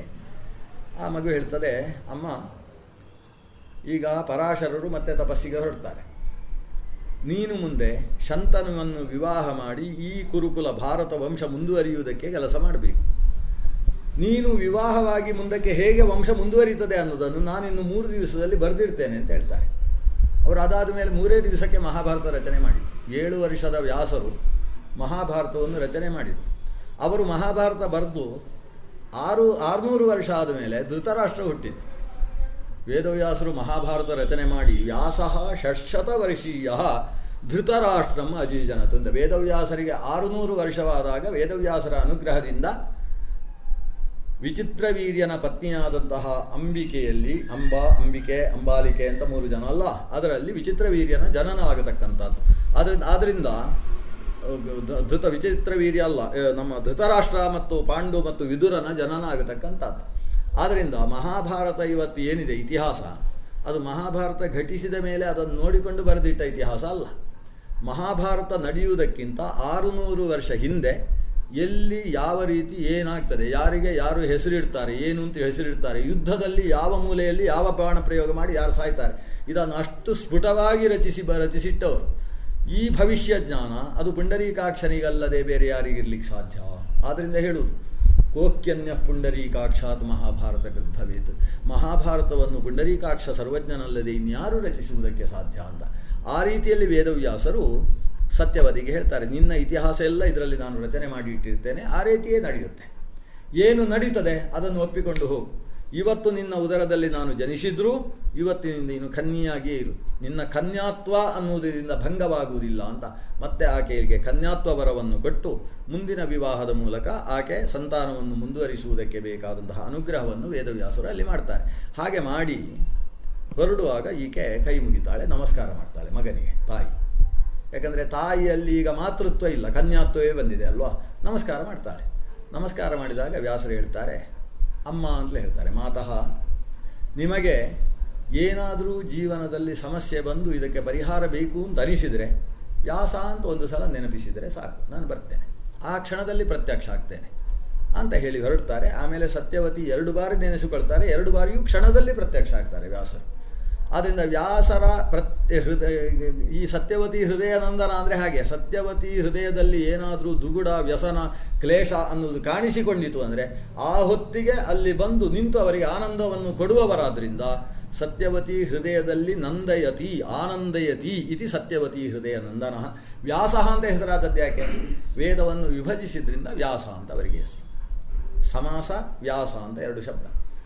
ದೂರ ಇದ್ದದ್ದನ್ನು ಜೋಡಿಸಿದರೆ ಸಮಾಸ ಅಂತ. ರಾಜ್ಞ ಪುರುಷ ರಾಜ ಪುರುಷ, ಅಥವಾ ಹಿರಿದು ಬೆರಳು ಹೆಬ್ಬೆರಳು. ಹೆಬ್ಬೆರಳು ಅನ್ನೋದು ಸಮಾಸ, ಹಿರಿದು ಬೆರಳು ಅನ್ನೋದು ವ್ಯಾಸ. ವ್ಯಾಸ ಅಂದರೆ ಬಿಡಿಸುವುದು ಅಂತ ಅರ್ಥ. ಹಾಗೆ ವೇದಗಳೆಲ್ಲ ಒಟ್ಟು ಸೇರಿ ಯಾವುದು ಋಗ್ವೇದ ಯಾವುದು ಯಜುರ್ವೇದ ಅಂತ ಗೊತ್ತಾಗದೇ ಇರುವ ರೀತಿಯಲ್ಲಿ ವೇದಗಳ ಸಂಕೀರ್ಣತೆ ಇದ್ದರೆ ಆ ಸಂಕೀರ್ಣವಾದ ವೇದರಾಶಿಯಿಂದ ಋಚಸ್ಸ ಋಚ ಉದ್ಧೃತ್ಯ ಯಜೂಂಷಿ ನಿಗತಾತ್ ತಥಾ. ಋಗ್ವೇದದ ರಾಶಿಯಿಂದ ಋಗ್ವೇದವನ್ನು ಒಂದಿಷ್ಟು ತೆಗೆದು ನಿಗದದ ರಾಶಿಯಿಂದ ಯಜುರ್ವೇದವನ್ನು ಒಂದಿಷ್ಟು ತೆಗೆದು ಸಾಮದ ರಾಶಿಯಿಂದ ಸಾಮವೇದವನ್ನು ಒಂದಿಷ್ಟು ತೆಗೆದು ತನ್ನ 3 ಶಿಷ್ಯರನ್ನು ಕರೆದು ಅವರಿಗೆ ಜವಾಬ್ದಾರಿ ಕೊಡ್ತಾರೆ. ವೈಶಂಪಾಯನ, ಪೈಲ, ಜೈಮಿನಿ ಅಂತ 3 ಜನ. ಜೈಮಿನಿಗೆ ಸಾಮವೇದದ ಜವಾಬ್ದಾರಿಯನ್ನು ಕೊಡ್ತಾರೆ, ವೈಶಂಪಾಯನನಿಗೆ ಯಜುರ್ವೇದದ ಜವಾಬ್ದಾರಿ ಕೊಡ್ತಾರೆ, ಸುಮಂತು ಜೈಮಿನಿ ವೈಶಂಪಾಯನ ಪೈಲನಿಗೆ ಋಗ್ವೇದದ ಜವಾಬ್ದಾರಿಯನ್ನು ಕೊಡ್ತಾರೆ. ಆಮೇಲೆ ಇದೇ ವೇದಗಳಿಂದ ಕೆಲವು ಮಂತ್ರಗಳನ್ನು ತೆಗೆದು ಬದುಕುವುದಕ್ಕೆ ಬೇಕಾದ ಮಂತ್ರಗಳು ಅಂತ, ಅಂದರೆ ಊಟಕ್ಕಿಲ್ಲ ಅಂತಾದರೆ ಧಾನ್ಯ ಮನೆಗೆ ಬರುವುದಕ್ಕೆ ಕೆಲವು ಮಂತ್ರ ಪಠಣ ಮಾಡು. ಮನೆಯಲ್ಲಿ ಪಾಯಸ ಇಲ್ಲ ಅಂದರೆ ಪಕ್ಕದ ಮನೆಯ ಪಾಯಸ ತಮ್ಮ ಮನೆಗೆ ಬರುವುದಕ್ಕೆ ಒಂದು ಮಂತ್ರ, ಅವರ ಮನೆ ಖಾಲಿ, ಎಲ್ಲ ಪಾಯಸ ಎಲ್ಲ ಇಲ್ಲಿ. ಇದಕ್ಕೆ ಆಥರ್ವಣ ಮಂತ್ರಗಳು ಅಂತ ಹೆಸರು. ಅದನ್ನು ಪ್ರತ್ಯೇಕೀಕರಿಸಿ ಬದುಕುವುದಕ್ಕೆ ಕೆಲವು ಮಂತ್ರ, ಶರೀರದಲ್ಲಿ ಏನಾದರೂ ತುಂಬ ಅನಾರೋಗ್ಯ ಆದರೆ ಅದನ್ನು ಸರಿಪಡಿಸುವುದಕ್ಕೆ ಕೆಲವು ಮಂತ್ರ, ಇದೆಲ್ಲ ಆಥರ್ವಣ ಮಂತ್ರಗಳು ಅಂತ. ಅದನ್ನು ಪ್ರತ್ಯೇಕೀಕರಿಸಿ ಅಥರ್ವ ವೇದ ಅಂತ ಚತುರ್ಥ ವೇದವನ್ನು ರಚನೆ ಮಾಡಿಕೊಟ್ಟವರು ವೇದವ್ಯಾಸರು. ಹೀಗೆ ವೇದವನ್ನು ವಿಭಾಗ ಮಾಡಿದ ಕಾರಣದಿಂದ ವ್ಯಾಸ ಅಂತ ಅವರಿಗೆ ಹೆಸರು, ವೇದವ್ಯಾಸ. ಅಲ್ಲಿಂದ ಬದರಿ ಕ್ಷೇತ್ರಕ್ಕೆ ಹೋಗಿ ಈ ಕೆಲಸವನ್ನು ಮಾಡಿದ್ರಿಂದ ಬದರಿಯಲ್ಲಿ ನಿಂತವರಾದ್ರಿಂದ ಬಾದರಾಯಣ ಅಂತ ಅವರಿಗೆ ಮತ್ತೊಂದು ಹೆಸರಾಗ್ತದೆ. ಈ ರೀತಿ ವ್ಯಾಸರು ಸತ್ಯವತಿ ಹೃದಯ ನಂದನೋ ವ್ಯಾಸಃ ಯಸ್ಯ ಹಾಸ್ಯ ಕಮಲ ಗಲಿತಂ ವಾಂಗ್ಮಯಂ ಅಮೃತಂ ಜಗತ್ಪಿಬತಿ. ಯಾವ ವೇದವ್ಯಾಸರ ಹಾಸ್ಯ ಕಮಲ ಅಂದರೆ ಮುಖಕಮಲದಿಂದ ಹೊರಗೆ ಬಂದಿರತಕ್ಕಂತಹ ವಾಂಗ್ಮಯ ಅಮೃತ, ಅದು ಮೋಕ್ಷವನ್ನು ಕೊಡತಕ್ಕಂತಹ ವಾಂಗ್ಮಯ, ಅದನ್ನು ಇವತ್ತು ಜಗತ್ತು ಕುಡಿತಾ ಇರೋದು. ವ್ಯಾಸರು ಹೇಳದೇ ಇದ್ದ ಒಂದು ಹೊಸ ವಿಷಯ ಸಿಗುವುದು ಕಷ್ಟ. ಈಗ ನಾನು ನಾಳೆಯ ಉಪನ್ಯಾಸದಲ್ಲಿ ಇಲ್ಲಿಯ ತನಕ ಹೇಳದ್ದನ್ನು ಹೇಳಬೇಕು ಅಂತ ಒಂದು ಹಠ ತೊಟ್ಟು, ಅದು ಕೂಡ ಮಹಾಭಾರತದಲ್ಲಿ ಇಲ್ಲದೇ ಇದ್ದ ವಿಷಯ, ವ್ಯಾಸರು ಹೇಳದೇ ಇದ್ದ ಹೊಸ ವಿಷಯ ಹೇಳಬೇಕು ಅಂತ ರಾತ್ರಿಯೆಲ್ಲ ನಿದ್ದೆಗೆಟ್ಟು ಒಂದು ಭಾರಿ ಅನ್ವೇಷಣೆ ಮಾಡಿ ಒಂದು ಹೊಸ ವಿಷಯ ಹಿಡ್ಕೊಂಡು ಬರೋದು, ಇಲ್ಲಿ ಉಪನ್ಯಾಸ ಮಾಡೋದು, ಚಪ್ಪಾಳೆ ತಟ್ಟಿಸಿಕೊಳ್ಳೋದು. ಆಮೇಲೆ ಹೋಗಿ ರಾತ್ರಿ ಮಹಾಭಾರತ ತೆಗೆದರೆ ಅಲ್ಲಿ ಒಂದು ಇರ್ತದೆ ಆ ವಿಷಯ, ಅಂತ ಇಲ್ಲಿ ಇರ್ತದೆ. ಯದಿ ಹಾಸ್ತಿ ತದನ್ಯತ್ರ ಯನ್ನೇ ಹಾಸ್ತಿ ನ ತತ್ ಕ್ವಚಿತ್ ಧರ್ಮೇ ಚ ಅರ್ಥೇ ಚ ಕಾಮೇ ಚ ಮೋಕ್ಷೇ ಚ ಭರತರ್ಷಭ. ಇದರಲ್ಲಿದ್ದದ್ದೇ ಬೇರೆ ಕಡೆ ಇರಬೇಕು, ಇಲ್ಲಿ ಇಲ್ಲದೇ ಇದ್ದದ್ದು ಮತ್ತೊಂದು ಕಡೆ ಇಲ್ಲ ಅನ್ನುವಷ್ಟು ಯಸ್ಯ ಹಾಸ್ಯ ಕಮಲಗಲಿತಂ ವಾಂಗ್ಮಯಂ, ಆ ವೇದವ್ಯಾಸರ ಮುಖಕಮಲದಿಂದ ಹೊರಗೆ ಬಿದ್ದದ್ದನ್ನೇ ಜಗತ್ ಪಿಬತಿ. ಜಗತ್ತು ಮತ್ತೆ ಹೊಸದಾಗಿ ಅಧ್ಯಯನ ಮಾಡ್ತದೆ, ಅದು ಬಿಟ್ಟರೆ ಮತ್ತೆ ಹೊಸ ಜ್ಞಾನ ಪ್ರಪಂಚ ಅನ್ನುವುದೇ ಇಲ್ಲ ಅನ್ನುವಷ್ಟು ದೊಡ್ಡ ವ್ಯಾಸೋಚ್ಛಿಷ್ಟಂ ಜಗತ್ ಸರ್ವಂ ಅಂತ ಹೇಳುವ ಗಾದೆ ಮಾತಿಗೆ ಪ್ರೇರಕವಾಗುವ ಹಾಗೆ ಲೋಕಕ್ಕೆ ಜ್ಞಾನವನ್ನು ಕೊಟ್ಟ ಸರ್ವಜ್ಞಕಲ್ಪ ಸರ್ವಜ್ಞ ಸ್ವರೂಪಿಗಳಾದ ಸಾಕ್ಷಾತ್ ಭಗವತ್ ಸ್ವರೂಪಿ ಶ್ರೀ ವೇದವ್ಯಾಸರು. ಆ ವೇದವ್ಯಾಸರನ್ನು ಭಕ್ತಿಯಿಂದ ಸ್ಮರಣೆ ಮಾಡಿಕೊಂಡು ಇವತ್ತಿನ ಚಿಂತನೆಯನ್ನು ಭಗವಂತನಲ್ಲಿ ಸಮರ್ಪಣೆ ಮಾಡೋಣ. ನಾಳೆ ಕೃಷ್ಣನ ಕಥೆ ಶುರು ಮಾಡುವ. ಶ್ರೀಕೃಷ್ಣಾರ್ಪಣಮಸ್ತು. ಅಕ್ಷಯಂ ಕರ್ಮ ಯಸ್ಮಿನ್ ಪರೇ ಸ್ವರ್ಪಿತಂ ಪ್ರಕ್ಷಯಂ ಯಾಂತಿ ದುಃಖಾನಿ ಯನ್ನಾಮತಃ. ಅಕ್ಷರೋ ಯೋಜರಸ್ಯೋ ಜೀವಾಮೃತಃ ಕುಕ್ಷಿಗಂ ಯಸ್ಯ ವಿಶ್ವಂ ಸದಾ ಜಾಧಿಕಂ ಪ್ರೀಣಯಾಮೋ ವಾಸುದೇವಂ ದೇವತಾ ಮಂಡಲಾಖಂಡಮಂಡಲಂ ಪ್ರೀಣಯ.